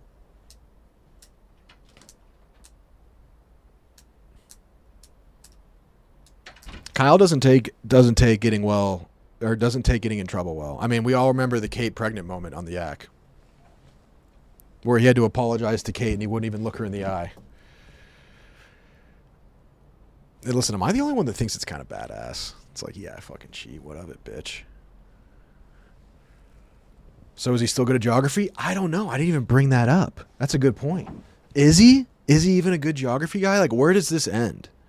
Where does this end?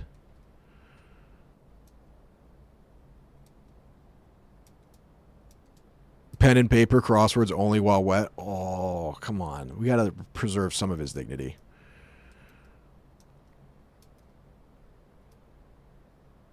Don't even say New Platson isn't even real. That's too far. New Platson was... If I find out New Platson was made by someone else, I will actually quit.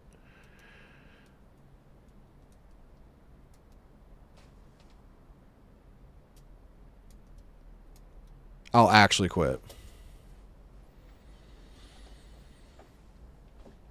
I think that he might... Maybe he goes the Cersei route and does a slut walk. What did she have to do? Is that what it was called? Or is that what Amber Rose did? She had to do the walk of penance? Where they threw tomatoes at her? That shit was rough, dude. Walk of atonement. Yeah, that shit was foul.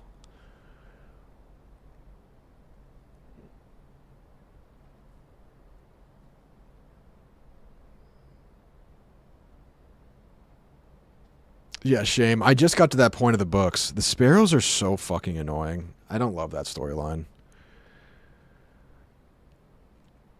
I got to take a second. I got to go pee and think about this. I mean, I don't know. I mean, if you guys, whatever you guys think is right, I'm willing to listen. But right now, it's just it's a dark moment.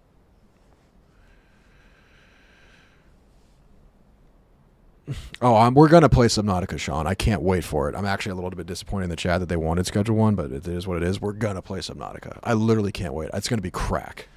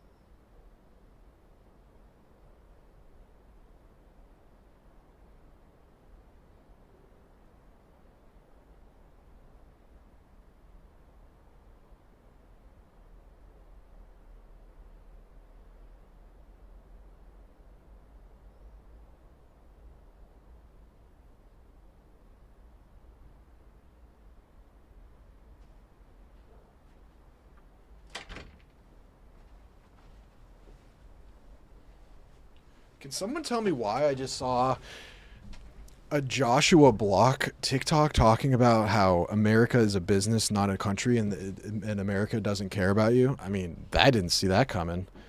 I mean, how much can one man handle? Joshua Block on his anti-communist or anti-capitalist tip, and then KB cheats at crosswords. I mean, this is an insane day.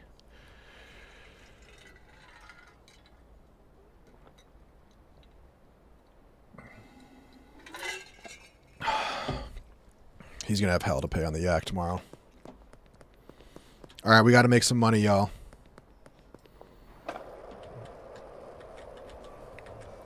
I got to get product to my dealer. I got to bag this shit up.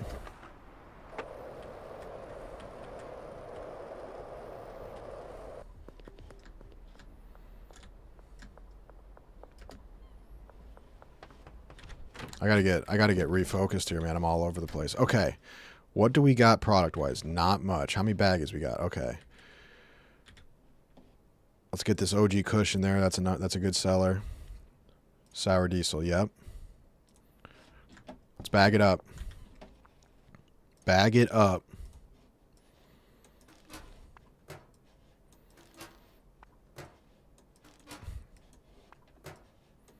What's your guys' guilty pleasure at work? Like when you're supposed to be working? Like, for me, it's Sudokus. Like, I legitimately have a hard time keeping myself from doing Sudokus.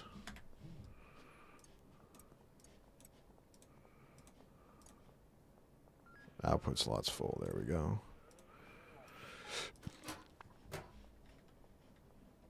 Infinite Craft? Oh my god, I totally forgot about Infinite Craft. I fucking love Infinite Craft. That was like one of my favorite streams, was trying to get Miss Peaches and Infinite Craft. I'll never forgive one of my mods for getting it before me.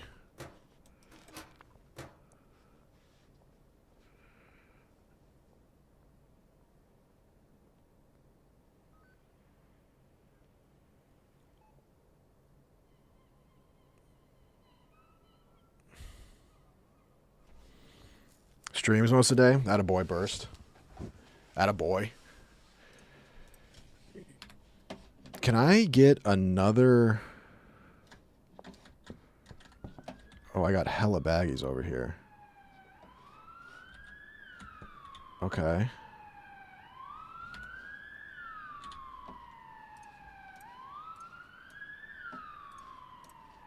I guess I can just bag all this up. Damn, I'm way behind on everything. Hold on. Hold up. Yeah, Sudokus have been my jam lately, but man, Infinite Craft, that makes me want to play right now. What a great invention.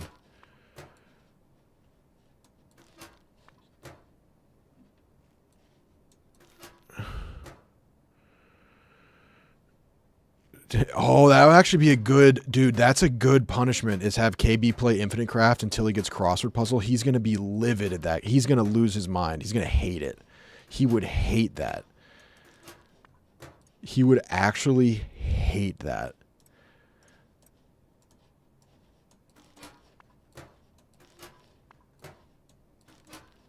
That's a good punishment.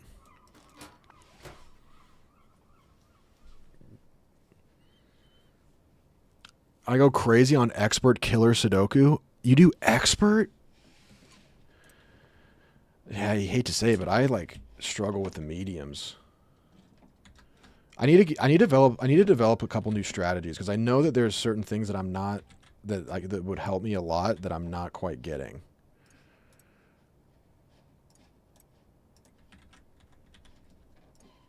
I've just fallen into a couple strategies, but I almost don't even want to look them up because it's fun for me to sort of just like slowly figure out some strats.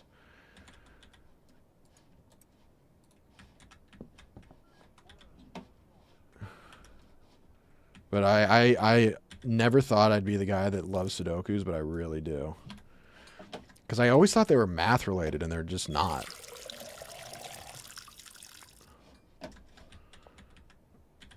Sometimes I hear myself talk and I just can't believe it. I low-key thought they were math related and they're just not, so I like them. Like, I can't undo the inherent douche in me. It's just so natural. It's just the way God made me.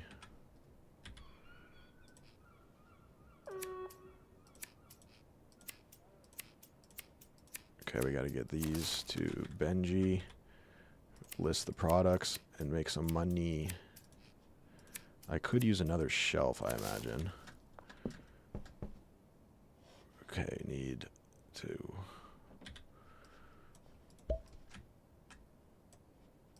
So how do I... So, okay, yeah, I can't grow the hybrids, but I can make them. I don't have any soil. Oh, we're already at curfew? God damn! Alright, let them grow.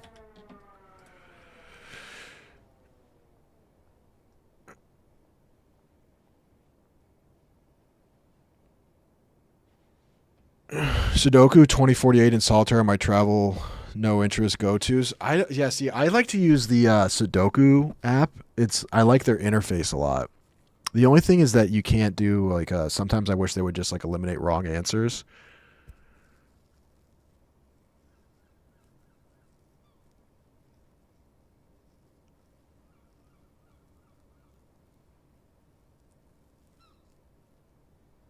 You made an Excel formula? Wow, that's pretty interesting.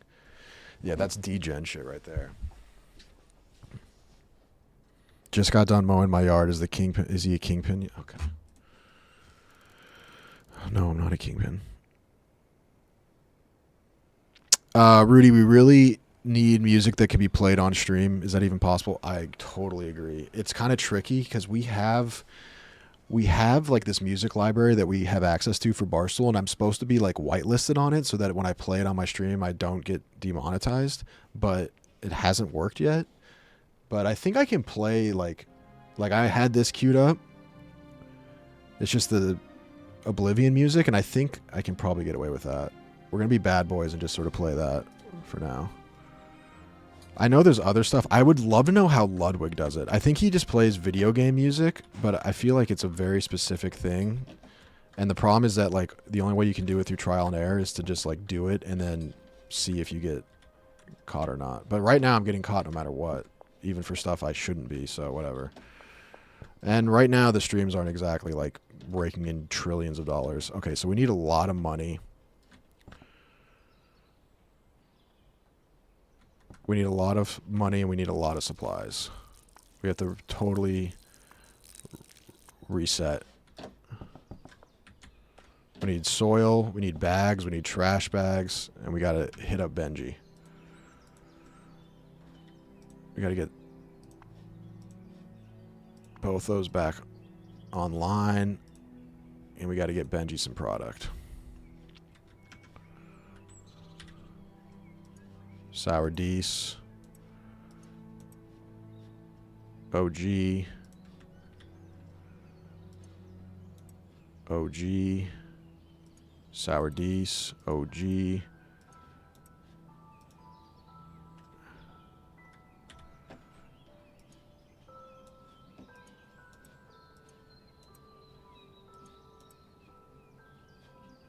Can I combine these? There we go.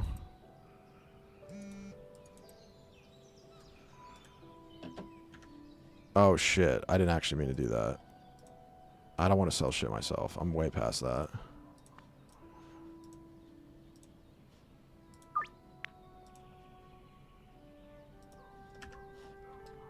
Although it would make me money quicker, but I just don't feel like dealing anymore. That's small time shit. You know the craziest thing is I never once played Among Us. I totally missed that era. It looks so fun. Yeah, give me them earnings.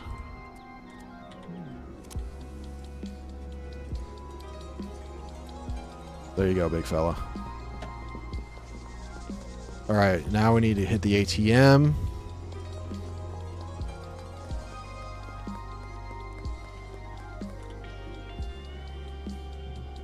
But hold on, now we got in-game music. Give jars of weed to the dealers? I didn't even know I could get jars.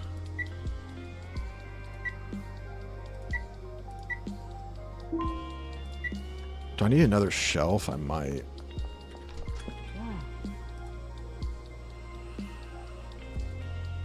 I need fucking seeds too, man.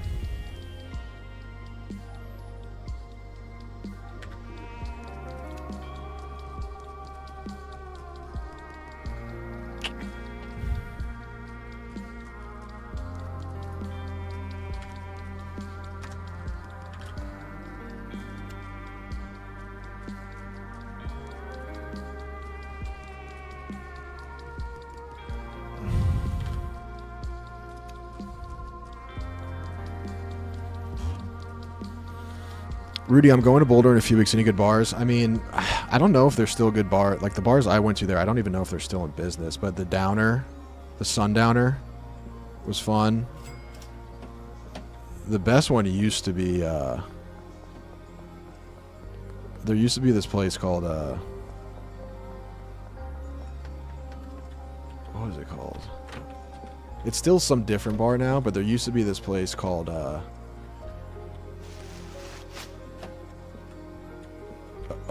Absinthe.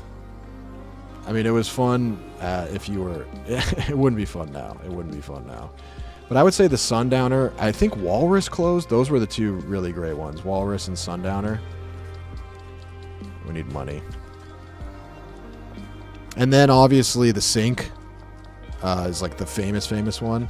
I don't think it's like crazy fun, but Bar Tacos, really good tacos. It's a little bit higher end Mexican, but Bar Tacos really good. And yeah, Sundowner, Walrus. One of those two is not what it was. I think it might be the Walrus.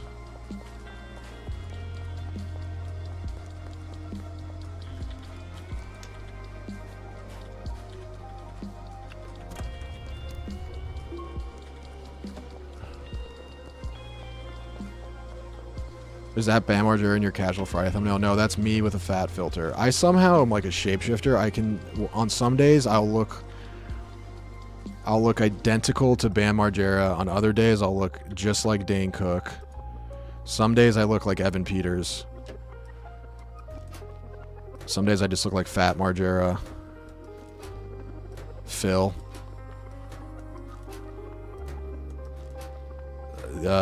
Evo the other day told me I look like Penn Badgley.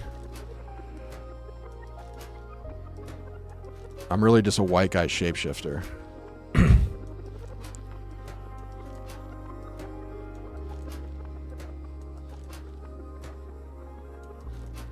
Well, my hair's like this. It's very much Dane Cook season.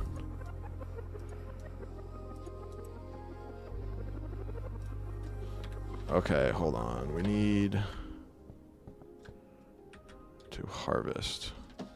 And I need to order seeds. Oh, green crack. Here we go. My fucking debt? Are you kidding? Dude, this debt thing is so annoying.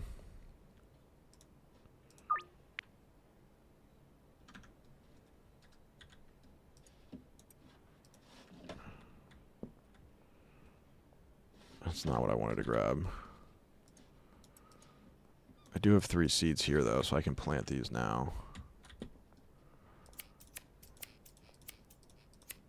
And then we can get the green crack on the market.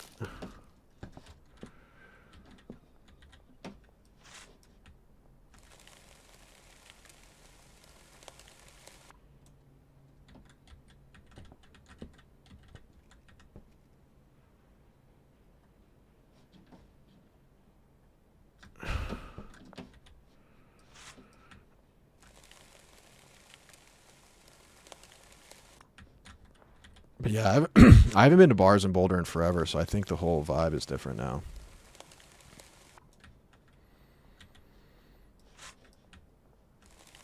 Do you guys ever just get your ear randomly ringing in the middle of the day? Mine just started ringing like crazy, like a flashbang just went off.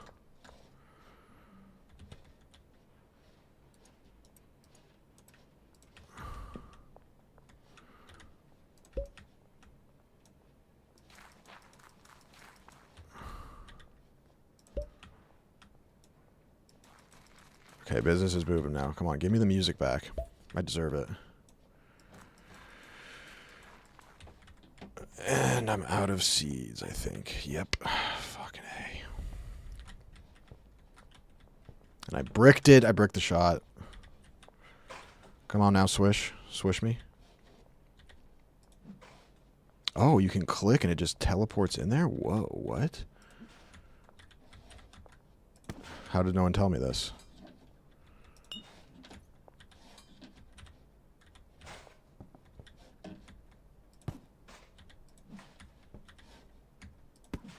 Okay.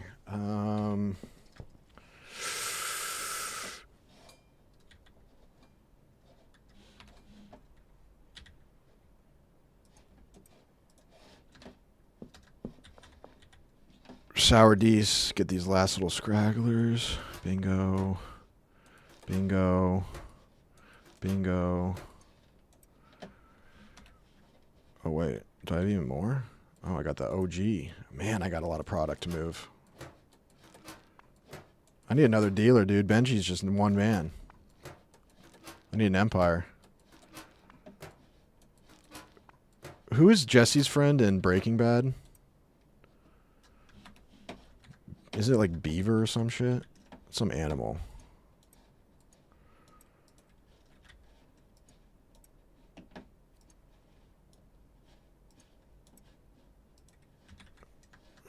Badger. Yeah, Badger. Oh, shit. I forgot the water. I gotta go make that payment, too, man. It's just non-stop, this gig, man. I wish I was more like James Franco as a dealer, just hanging out, watching TV. I'm moving like Moses right now, dude. I'm sowing the fields.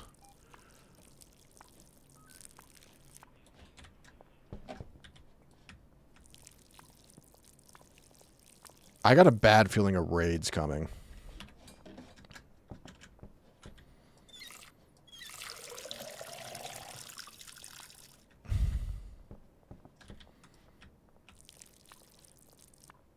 Okay. Now let's go see where we need to. Where do we make the payment? Right there, right? Yeah. That never changes. Okay, let's go make a payment.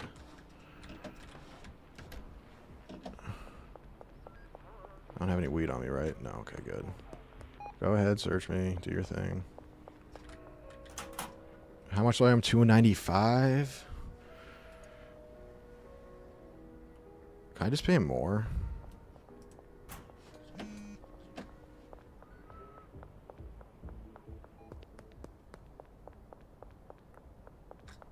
What messages do I have? Okay, now we need to...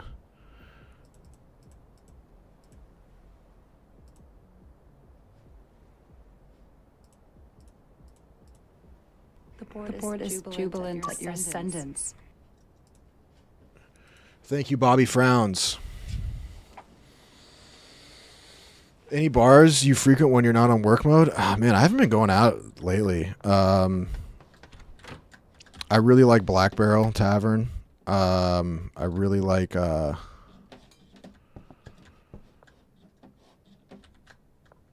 what's that wolf one called? Lone Wolf.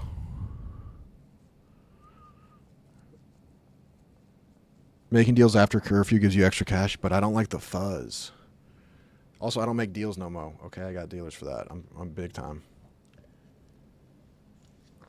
I'm like Walter White, dude. I don't touch the sales side. I'm a chemist.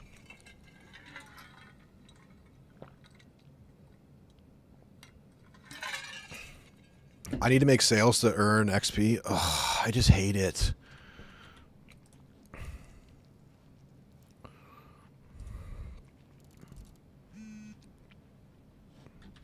Drops ready. Hold on, do these need water first? I just totally forgot to do that. It's hilarious that I'm lazy in this game. Not only am I lazy in real life, but in this video game, I'm literally like too lazy to make deals myself. Like that actually sounds like shit. I hate just like managing like how much product I need and then like worrying. I'm just so scared of the cops, dude. Which is funny coming from a guy like me because very early in the game, I killed a cop without even thinking about it. But I need to get... I can also deliver more product to Benji. Oh, you see that 2-for-1 right there? What is the... What you guys made me get these electric trimmers. How are they better?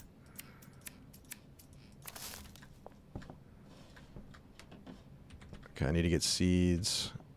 I need to move this product.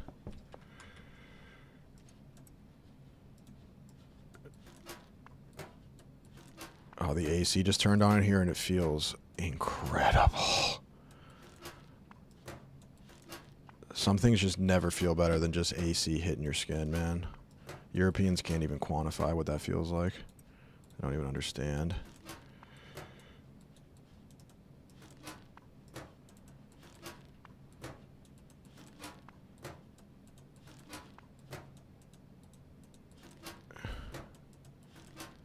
I'm getting real fast at packing, though. Look at this. Look at how these fingers work. Yeah, you like that shit?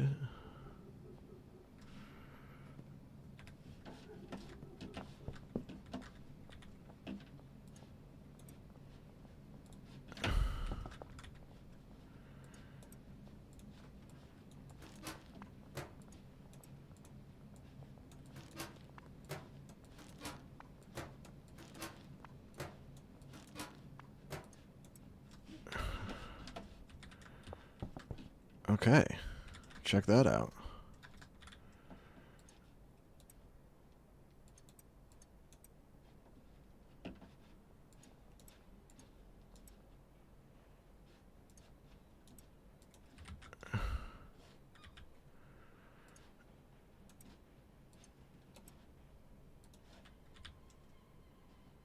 Okay. Go talk to Benji. Give him some more product.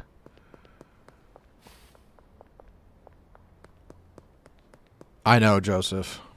I literally worked at a place where I could wear whatever I want, and then I somehow figured out a way to still have a job where I have to wear clothes. That's a lot of weed, my boy. Get moving.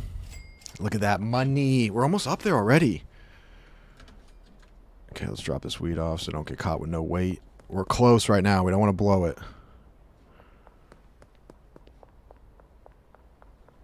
Behind the supermarket. We can also harvest some more. I think we're out of baggies. We have some in the station, though. How did I just miss that?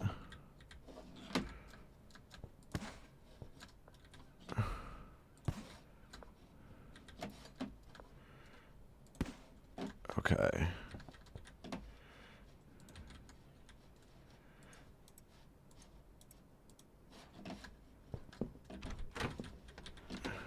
Where's that? Right there.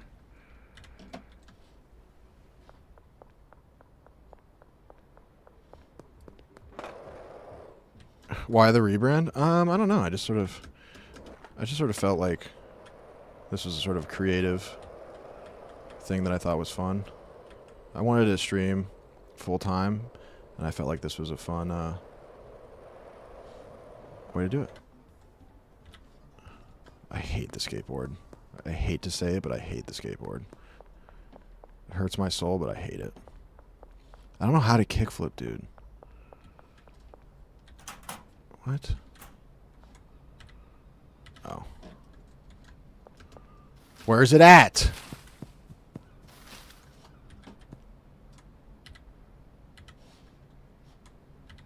Now I'm getting turned around.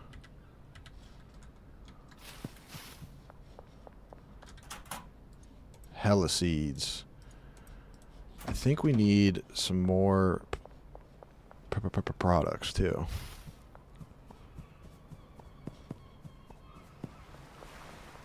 We should just always be getting product. Oh my god, I'm phasing.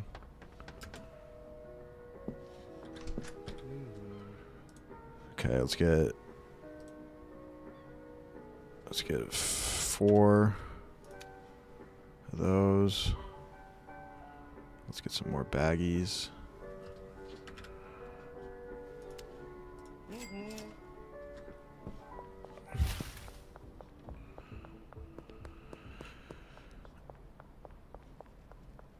Oh, is there a casino? I can gamble? Okay, what else do I need to do? Okay, we just need to harvest and plant. That's what we gotta do. Damn it, I should have got more soil. I forgot I had a 4th grow. Let's get this green crack going, though.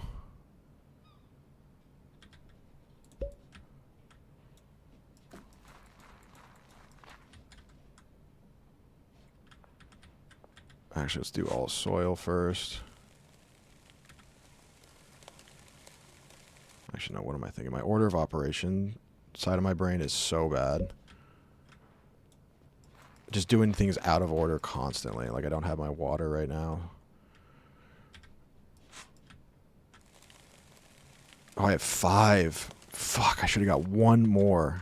I'm such a bum. Oh, no, that one's still growing. Okay, good. I knew that. I didn't know that, but the subconscious part of my brain knew that. That's the kind of level I'm at.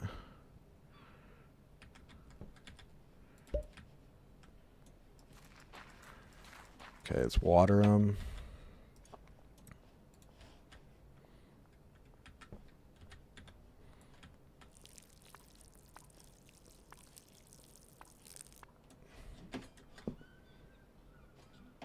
Wait, does this need...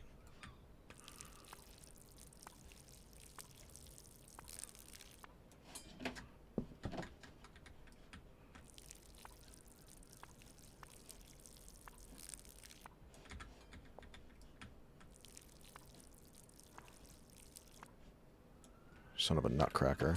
Is there a better water jug I can get? Or like an automatic one? There is, right?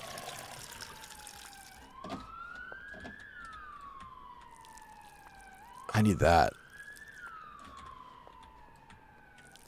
I hope that's not Benji. I know Benji's going to snitch on me too if he gets pinched. Oh, golly, we're already full of trash.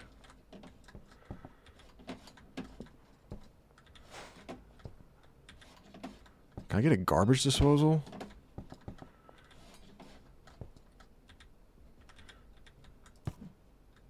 I mean, come on.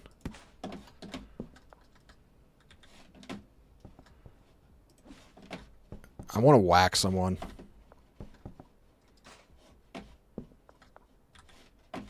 That's the kind of feeling I'm having right now. Okay. We got growing. We don't really have any bud that we need packaged right now. Let's do the garbage, I guess.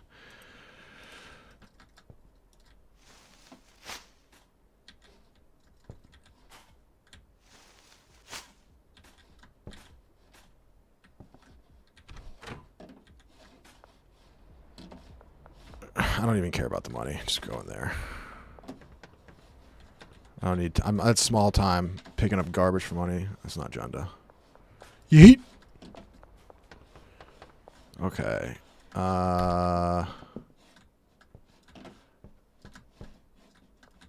Okay. Well, let's go see Benji. How is that full? Come on. For real?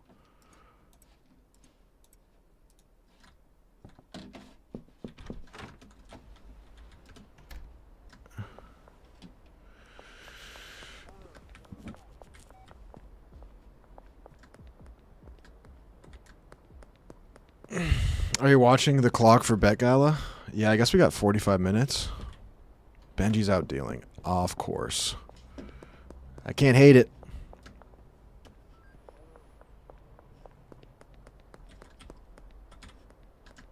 Where's the casino? I want to gamble. Okay, is there a better irrigation? Yeah, okay. Well,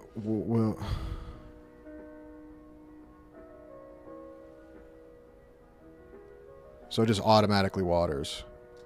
We'll save that for the new crib. Because I don't want to take up all that space and have to move it. I don't know why I'm scared of the cops right now. I don't have anything on me. This next... Benji should have enough money now. Benji should have enough money now. Once we go to... by tomorrow.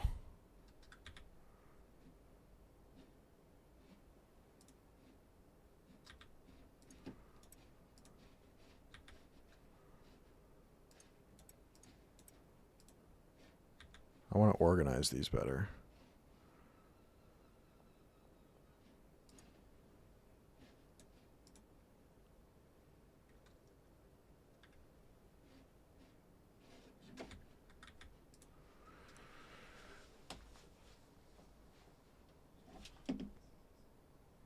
The tent near the door doesn't have a seat in it? Are you for real?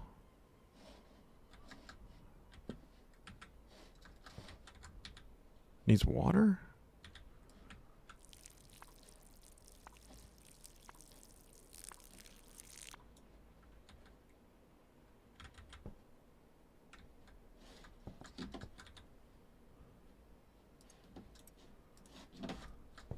No, it does.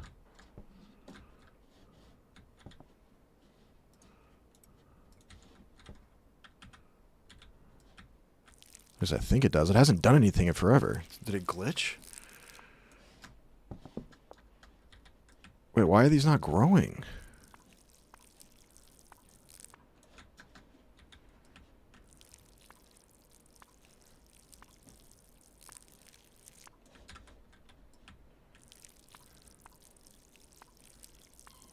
Did I do something wrong? Is there no seed in this? Oh, I just didn't get that last one. What is going on with this one? Oh. No seed? Well, then I can't even put a seed in it. It won't let me. I'm an idiot. I am an idiot.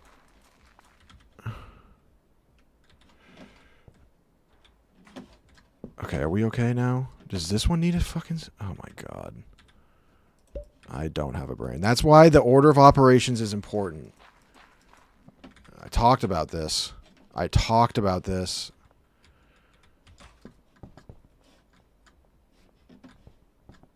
Okay.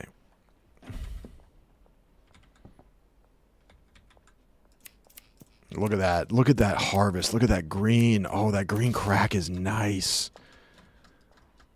That green crack. Look at that hue. Oh, you can smell it through this green. Smell it. Oh, we got some weight now, boys.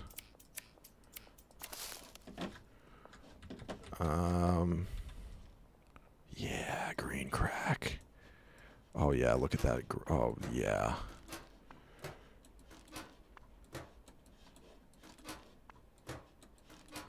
Oh, I'm about to change someone's movie-going experience.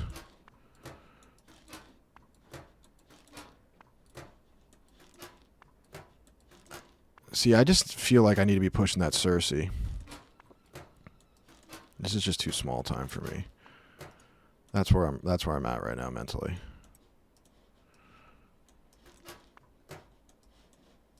You got to give him that green.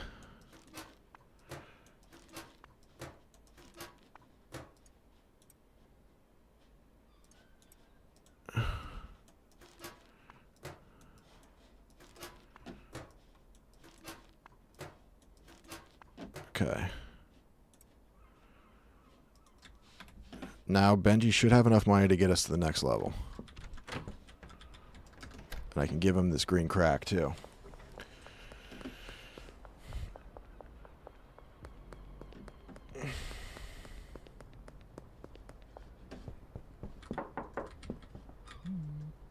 Yes. Wait, how is that not enough? I feel like I just got so much money. Why did I... He hasn't even moved any of this. I feel like I was already at 8,000. How do I not have more?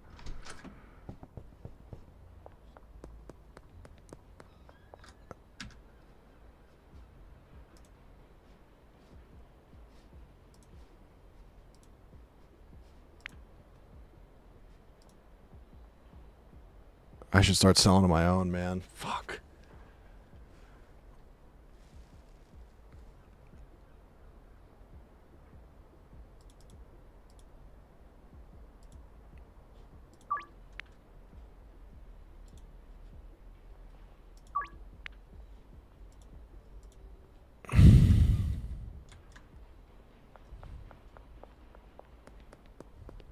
This debt system is ridiculous.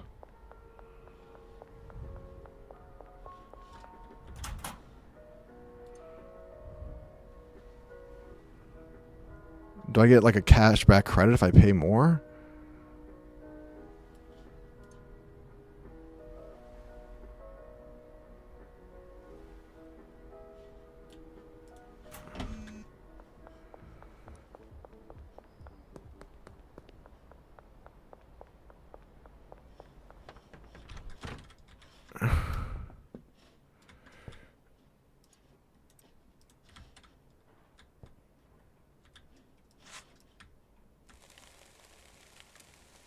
I get Cole's cash. That makes sense.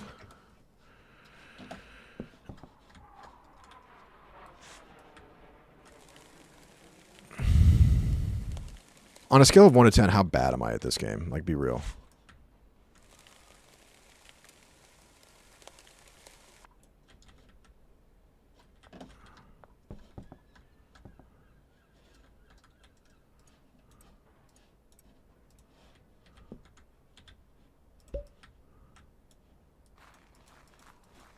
Probably a 3.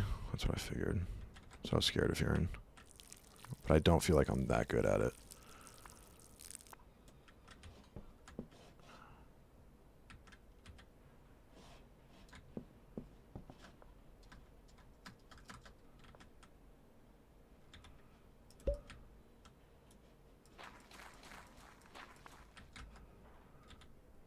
Am I out of seeds? Son of a nutcracker. I haven't had music in forever. That's how you know I'm being a loser.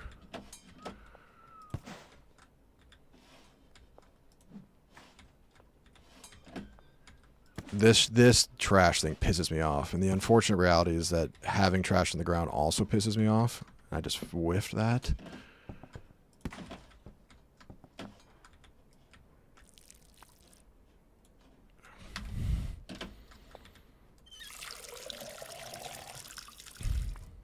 Number 1 in our hearts, though. That's nice of you.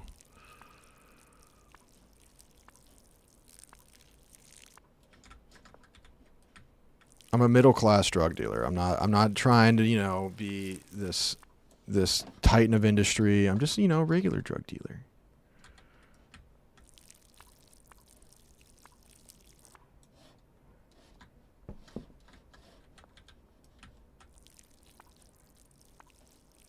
So does that hurt the product if I let the water get too low on it? Okay, where do I need to pick up? Okay, is it always behind the supermarket? I feel like it's that one switched.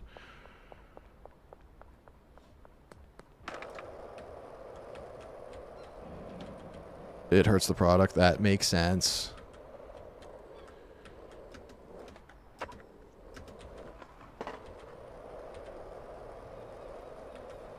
Yes, the end goal is to become the CEO of Pfizer.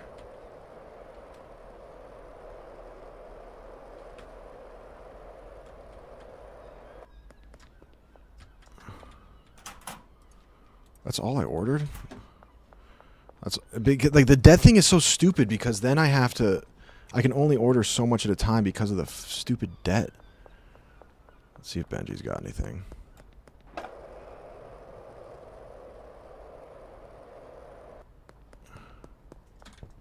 Son of a nutcracker. Where'd the people go that blew up your shit? I don't know. Like, I wasn't even doing anything then and they blew up my shit, and now I'm moving major weight. And it's crickets.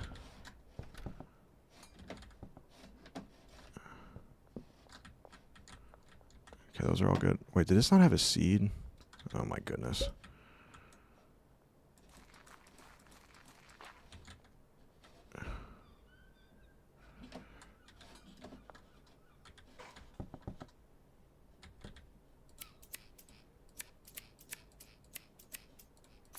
Like, I feel like I'm going really fast, but really slow at the same time.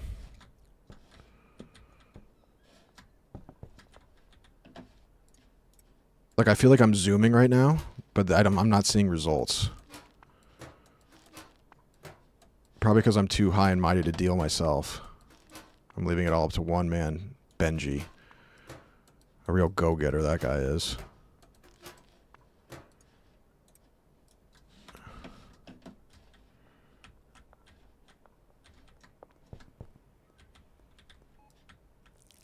Let's top these off.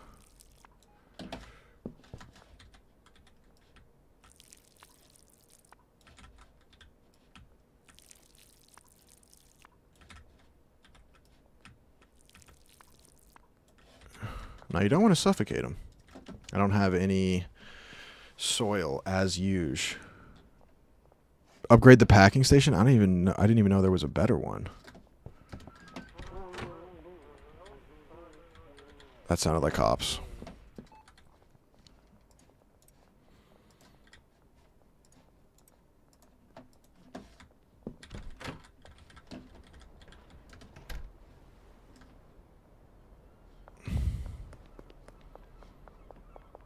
Yeah, I feel kind of like a pilgrim right now. Son of a bitch, Benji. All right, I need soil. Tell me something I don't know. Go ahead, fucking search me. That's right, pussy.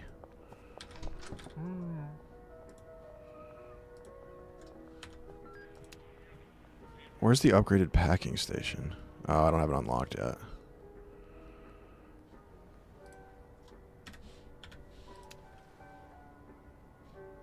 Ooh. We're saving up for that. We're saving up for that. Man, unless you directly talk to the cops, they do not mess with you. Trash grabber, but does that make it easier, like, even in here? I must. Okay.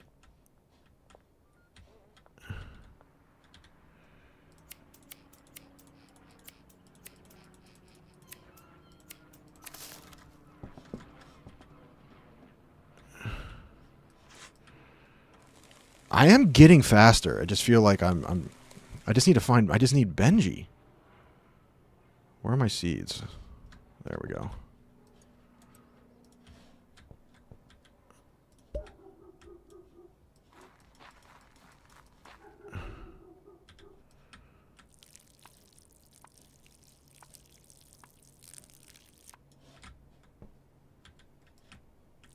Top you off.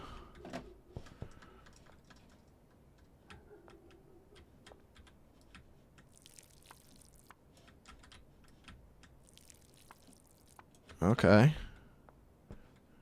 Take out the garbage, hit the hay.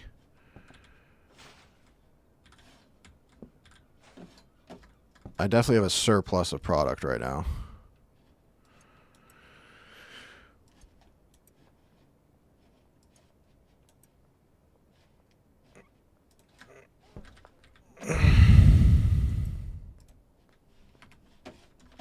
All right, let's hit the hay. Casino? I don't know where it is. Yeah, my XP growth right now is pitiful.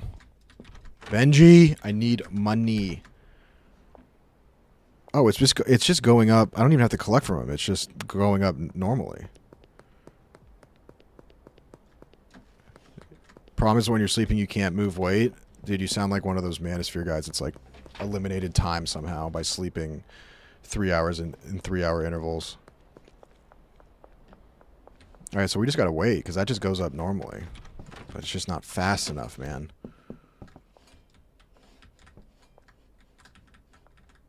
How did this run out of water? I literally topped it off last night. Of course. We gotta upgrade in every way.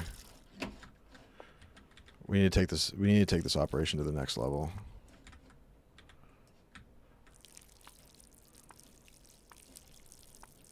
Man, these things need a lot of water. There was a flood last night on these things, and in the morning they're thirsty again.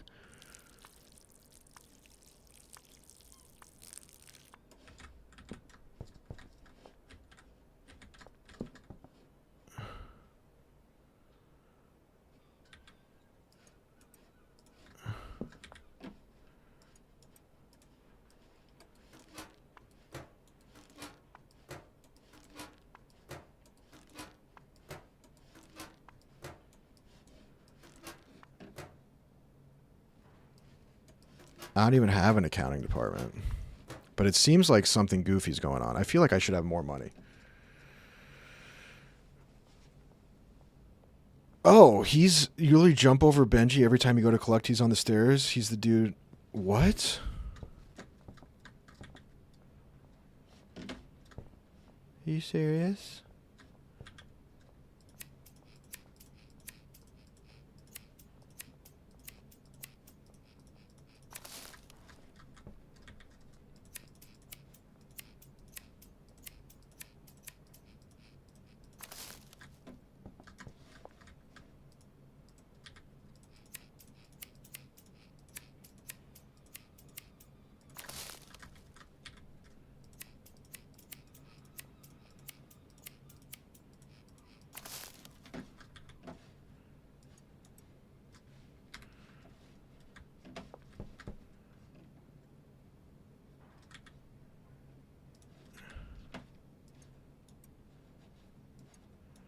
Okay, I have some more weed to give him, which is good. All right, let's go find Benji.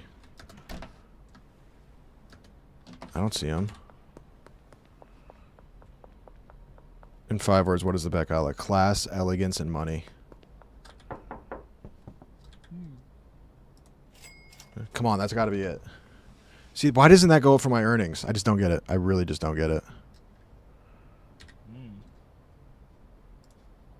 Like, he hasn't moved any of this, dude. What is your deal, Benji?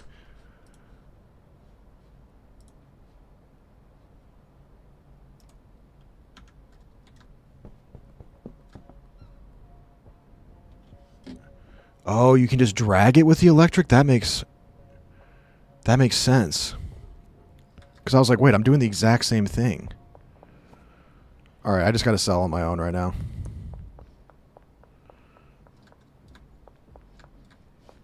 Who I got, Leaves or Panthers in the series? I mean, it's a tough one. I would say probably the Panthers.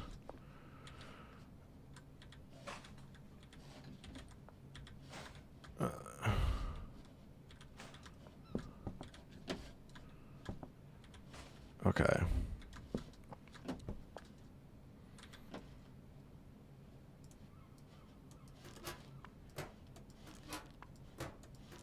That makes a lot of sense with the electro trimmers because I was clicking it just like I did with the other ones, and I was like, wait a second. I thought these were supposed to be better. Elite gaming here, baby.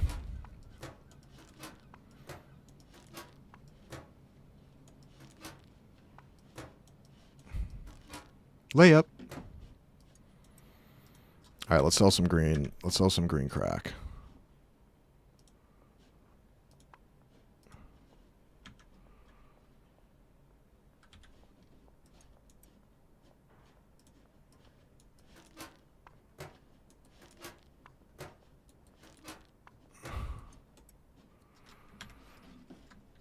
Do I not have a customer base for green crack right now?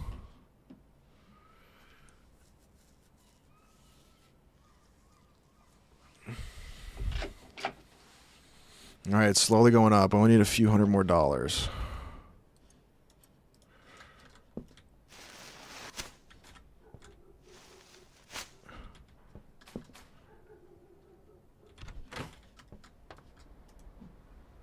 Oh! I just learned how to throw. Oh my god, that was sick.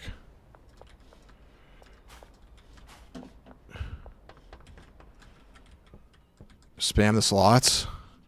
Don't tempt me with a good time. Do not tempt me. Do I not have any customers for green crack? I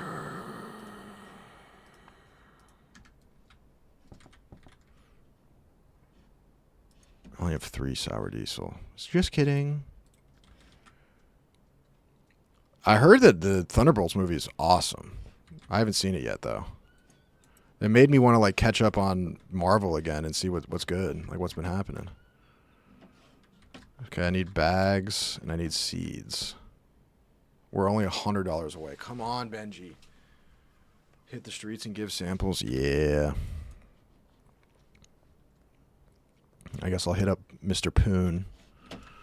Let's go see Mr. Poon. Can I swim?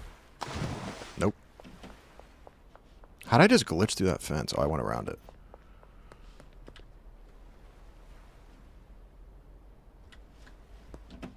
Benji. Money, now.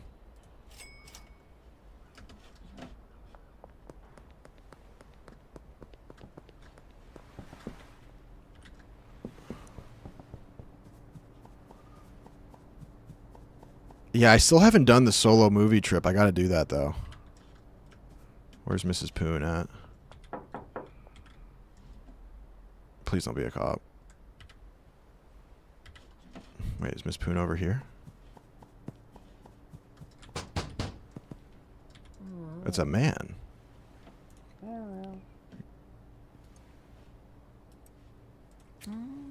There you go, big guy.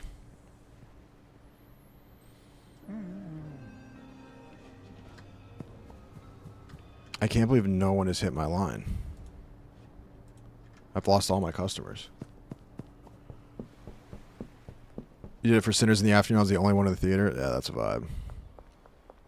$8 away. Come on. I could take out trash and get this.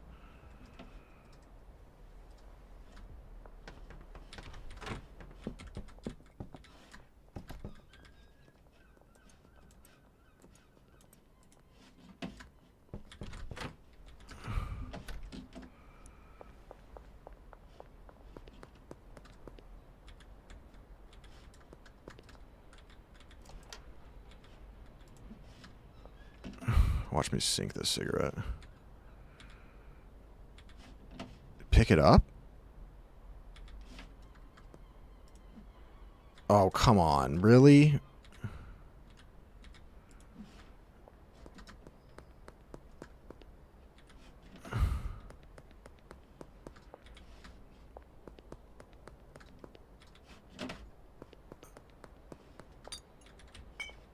Come on. $8.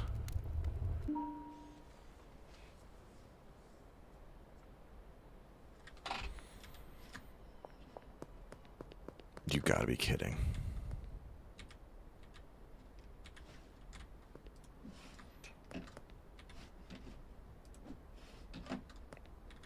You just knew that was gonna happen.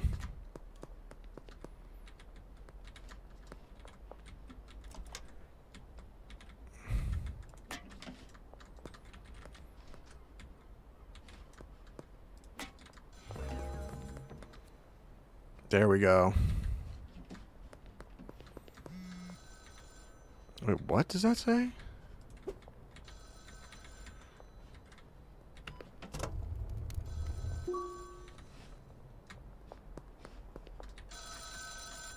Wretched hive of scum and villainy. Talk to Uncle Nelson at the payphone. Okay. 10K in earnings, not bad at all. Soon you'll have the capital needed to start manufacturing meth. But first you're going to need to purchase some equipment. I mean, did we just skip over cocaine? Did I just skip that? Did I skip the cocaine DLC? Best bet you'll tools will need is the warehouse. It's a local spot where you can do business with like-minded individuals, weapons, specialized equipment, workers for hire. Wait, did I just skip coke? It goes meth, then coke? That doesn't seem like a correct order of operations.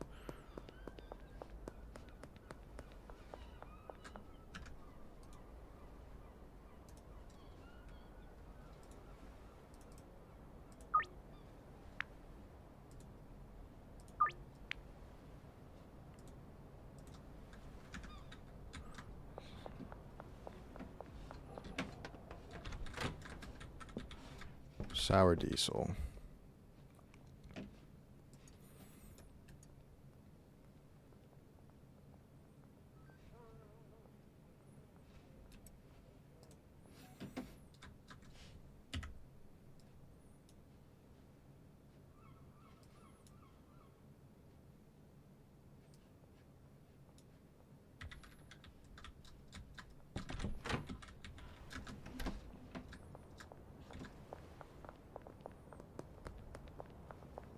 I can only go to the warehouse after curfew. You know I don't like doing that.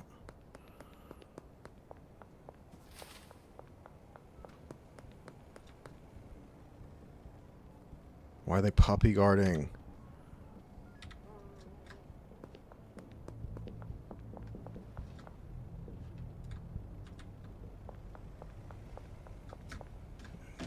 Why would you go up there, lady? We're chilling.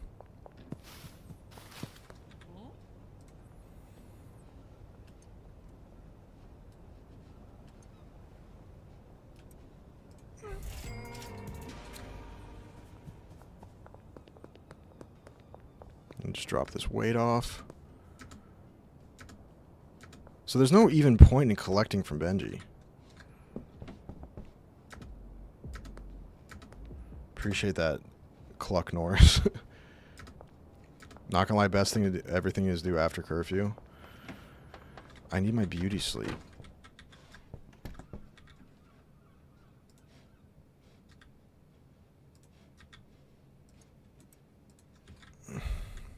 Actually, no, I don't want to do that. I want to go to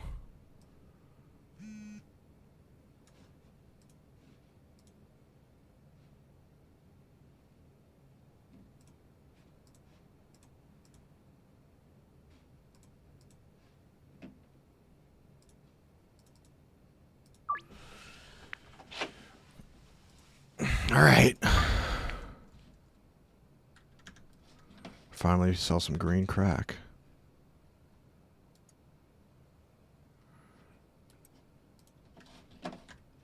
And then we'll go to... Where is he? Bingo. Front of the hotel.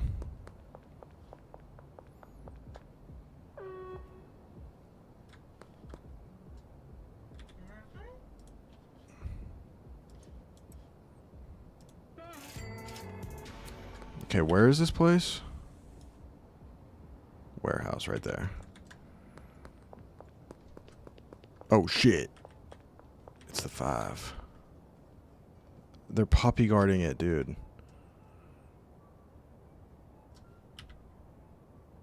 Literally directly puppy guarding it.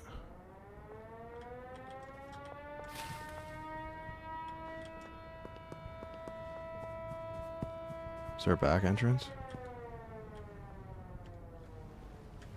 Sneaky, sneaky. Oh yeah, they can't see. They can't see nothing. Oh shit. Go, go, go, go, go.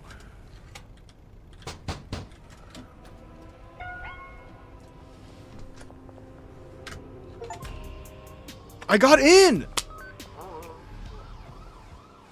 The long arm of the law? $100 fine? That's late.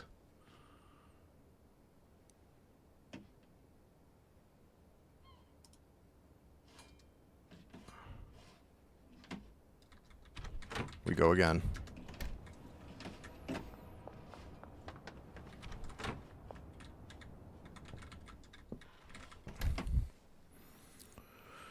Dude, I got in. That was horseshit.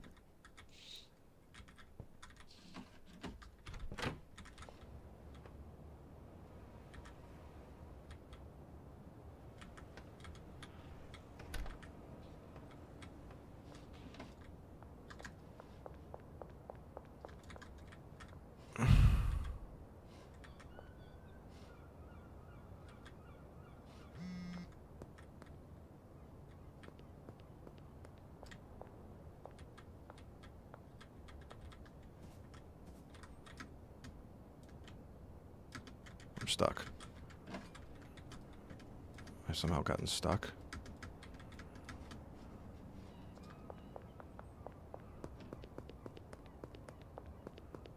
Dude, these guys.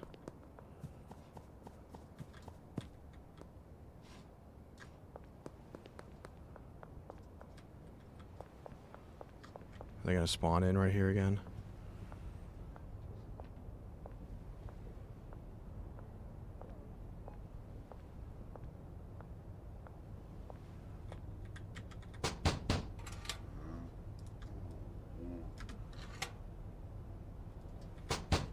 I need to be reach Hoodlum.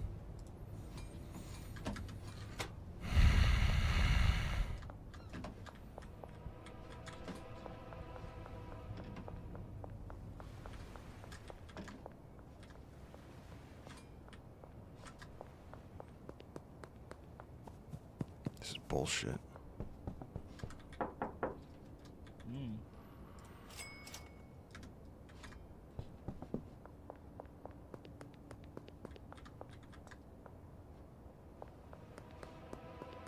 Yikes. We're chilling. Alright, what level am I?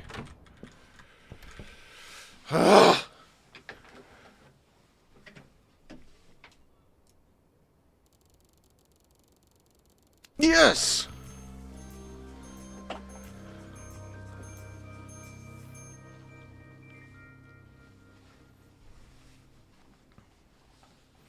Yes.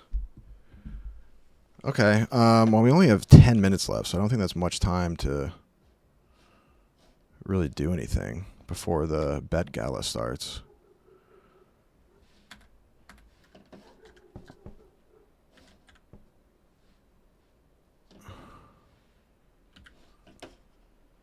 So...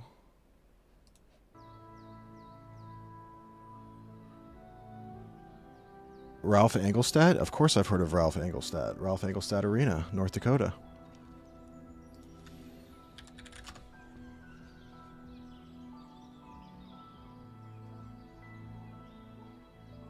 Oh, here we go. We can finally answer the question. Dave Portnoy and Meek Phil preview the Bet Gala, and it's 10 minutes long. God is good.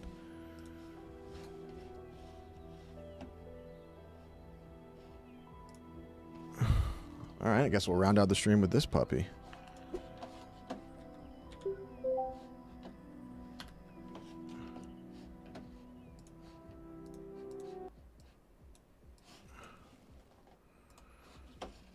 We'll finally answer the last question of the day. Down.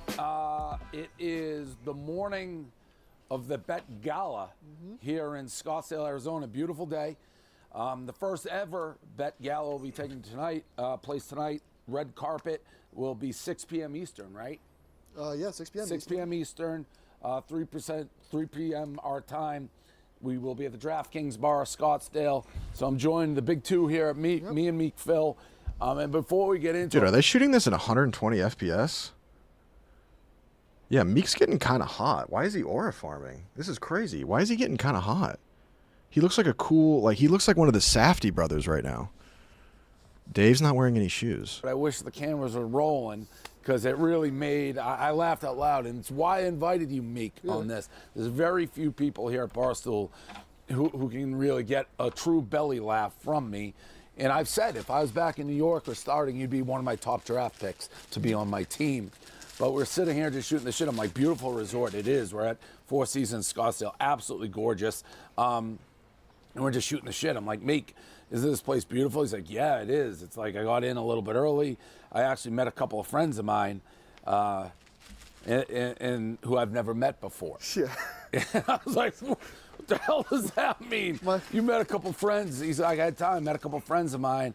And then you threw in, like you said, that you never met. They couldn't be that great of friends. And then you said internet friends. Internet friends. I've known him for like 6 years. My friend Tommy that lives out here in Gilbert. We had lunch yesterday. It was fun. So just like you've been Dave loves Meek on Twitter. Yeah, and I never flew out here. Like DMing him. Yeah, we've been in group chats forever. Group chat. So texting. Yeah. The crazy part is, like, it's the same friend group that Liam Blutman was a part of. So that's how I knew Blutman, like, years before Barstool. Yeah. Does this guy get to work for us? I'm guessing if somebody... Rudy was listening to the Mexico episode of Anus on my way home. Y'all brought up Pretty Lights. You a fan? Of course I'm a fan of Pretty Lights. One of Colorado's very own. Fort Collins, Colorado, Pretty Lights. Ariel. He does gamble a lot. He's a big better. Is he a weirdo? Kinda. Can we get this guy to the Bet Gala? I gotta see him when he has off work. I mean, he has an actual job. What does he do? I think he works in like finance or something. I have to check. Want me to call him right now? Yeah. It was just you two at lunch? Yeah. Was it awkward? No, it was. Were you nervous? No, I've known my friend Tommy for years. But you never met Tommy. But I've literally known him for years. So, but I will be in Buena Vista online, for the show in June. When you go online you're gonna be in Buena Vista. Go to Biggie's. Get a sandwich at Biggie's. That's my sister's joint. Best sandwiches in Buena Vista. In person is different. Let me see. He could be working right now. I'll put him on speaker. Okay. This is why we get Meek Phil. Tell him I sent you. Tommy, you're on the phone with me and Dave Portnoy. Do you want to come to the Bet Gala later? We'd love to have you, Tommy. Oh, you gotta be shitting me. What time? 3 p.m. is red carpet. If you can make that, great. If not, we'll be there all night. You don't have to be the beginning, but we'd love to extend you an You know what I invite. just realized? Meek Phil is just the new younger Tommy Smokes. Like Dave just found a newer, younger, perkier Tommy Smokes. He really did. New York guy, just literally a new gen Tommy Smokes. Right. Anybody who's in a group chat with Meek Phil and Blutman for 6 years. You guys got to make you sick if you're Tommy and you actually see this and realize it. That's sad, man. I can't believe I just realized that. We got to meet. Yeah, I get off. I leave here at 4:30. So. Perfect. Head on over. I'll talk to someone, Matt DK AZ. Scottsdale, right? That's what it's called. Yeah, DK Scottsdale. Scottsdale. All right. I'll be there. I'll be there tonight. I look forward to having you. All right. I'll be there. I mean, it's just really...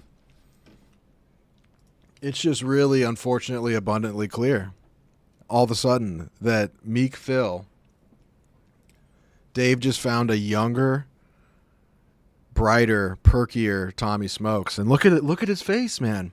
He's jubilant. Tommy Smokes on the out. You know, Dave doesn't dislike him, but it's just he's not his new Paramore.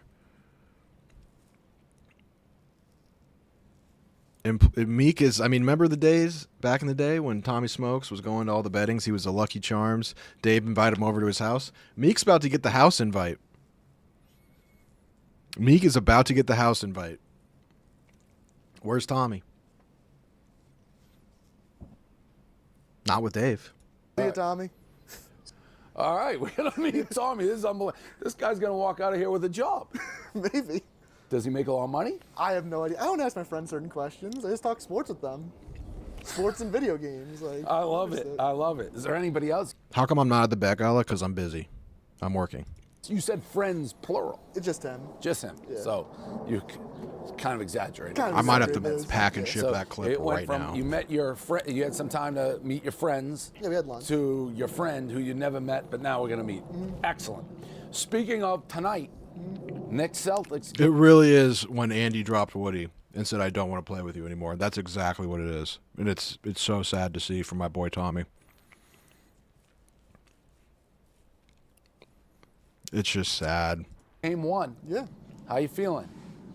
I asked you this in the office. You said 5 games, I think, max. I'm a little scared for game 1 because I found out the Celtics are wearing white jerseys at home. Much better in the white. You always have to wear white jerseys at home. The Celtics are wearing green in game 2 at home, which I think is like... Wait, so they're not even talking about the Bet Gala? I hate. They've been doing it for a bit, but So, I hate. I feel like there's It's just a night where everyone dresses up in bets, I think. They also wore the black, which I hate. There's a chance we leave 1-1, but tonight I feel like it's the Celtics. Do you think the Knicks have any shot in this series? 1%, 2% 1%. maybe? Like, So then how do you think they're leaving 1-1? Because what green jerseys at home tomorrow? If the basketball gods are real. So what's the prediction for your tonight? Knicks, for the series? Celtics in 5. Still Celtics 5. I don't think the Knicks are very good. I think this is. I think it's a gentleman's sweep. So we're on the same page with you. As far as the Bet Gala, I'm gonna put together a parlay. It's always hard because I don't know that the Celtics are gonna win by 9. I think it's 8.5 last time I saw it. Yeah. I mean, we've played the Celtics, 4 times this year, and like only 1 game has been close. Like, yeah.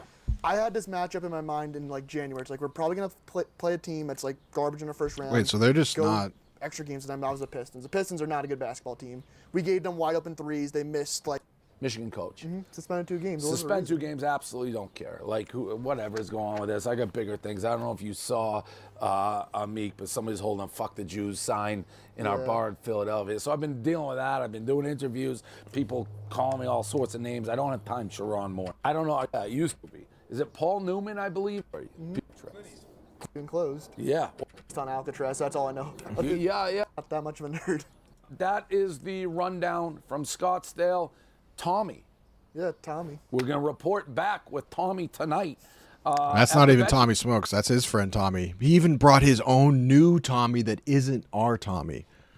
The insult is crazy. GALA, and maybe we have a new employee. Maybe. Shout out to Meek, though.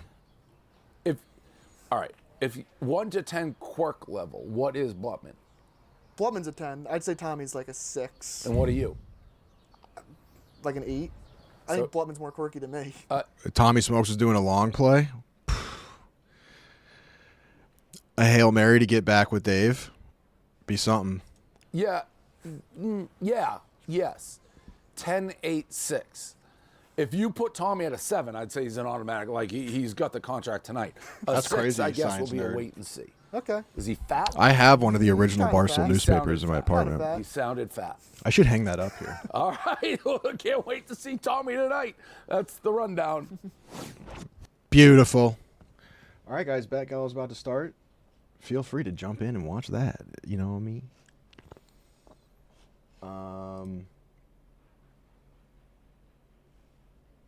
Yeah, I think it's 5. Yeah.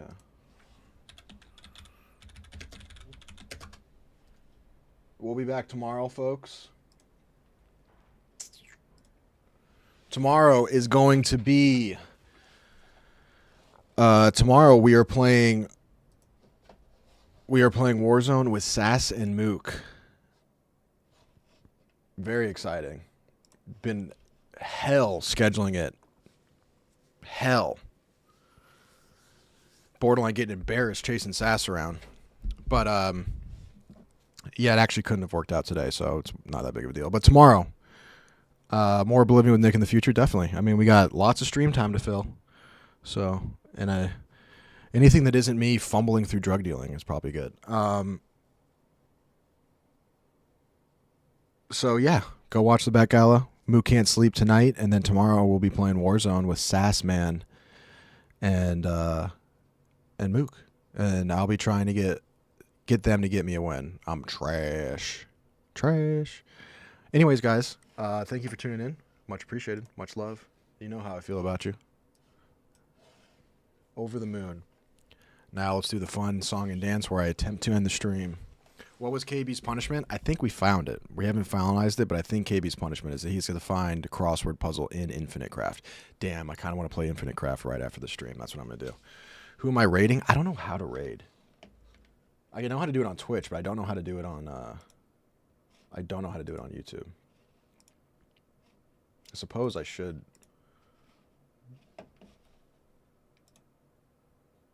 figure that out and then maybe dump on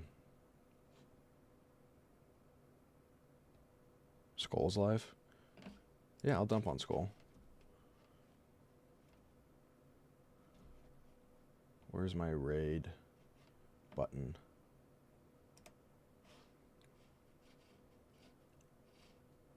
Shout out Skullface. Friend of the program. He also joined 100 Thieves. Good for him.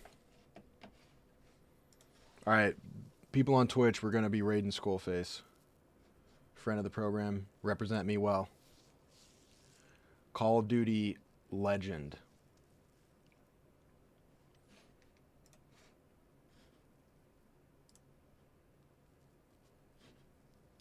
And for the rest of you, I will see you tomorrow.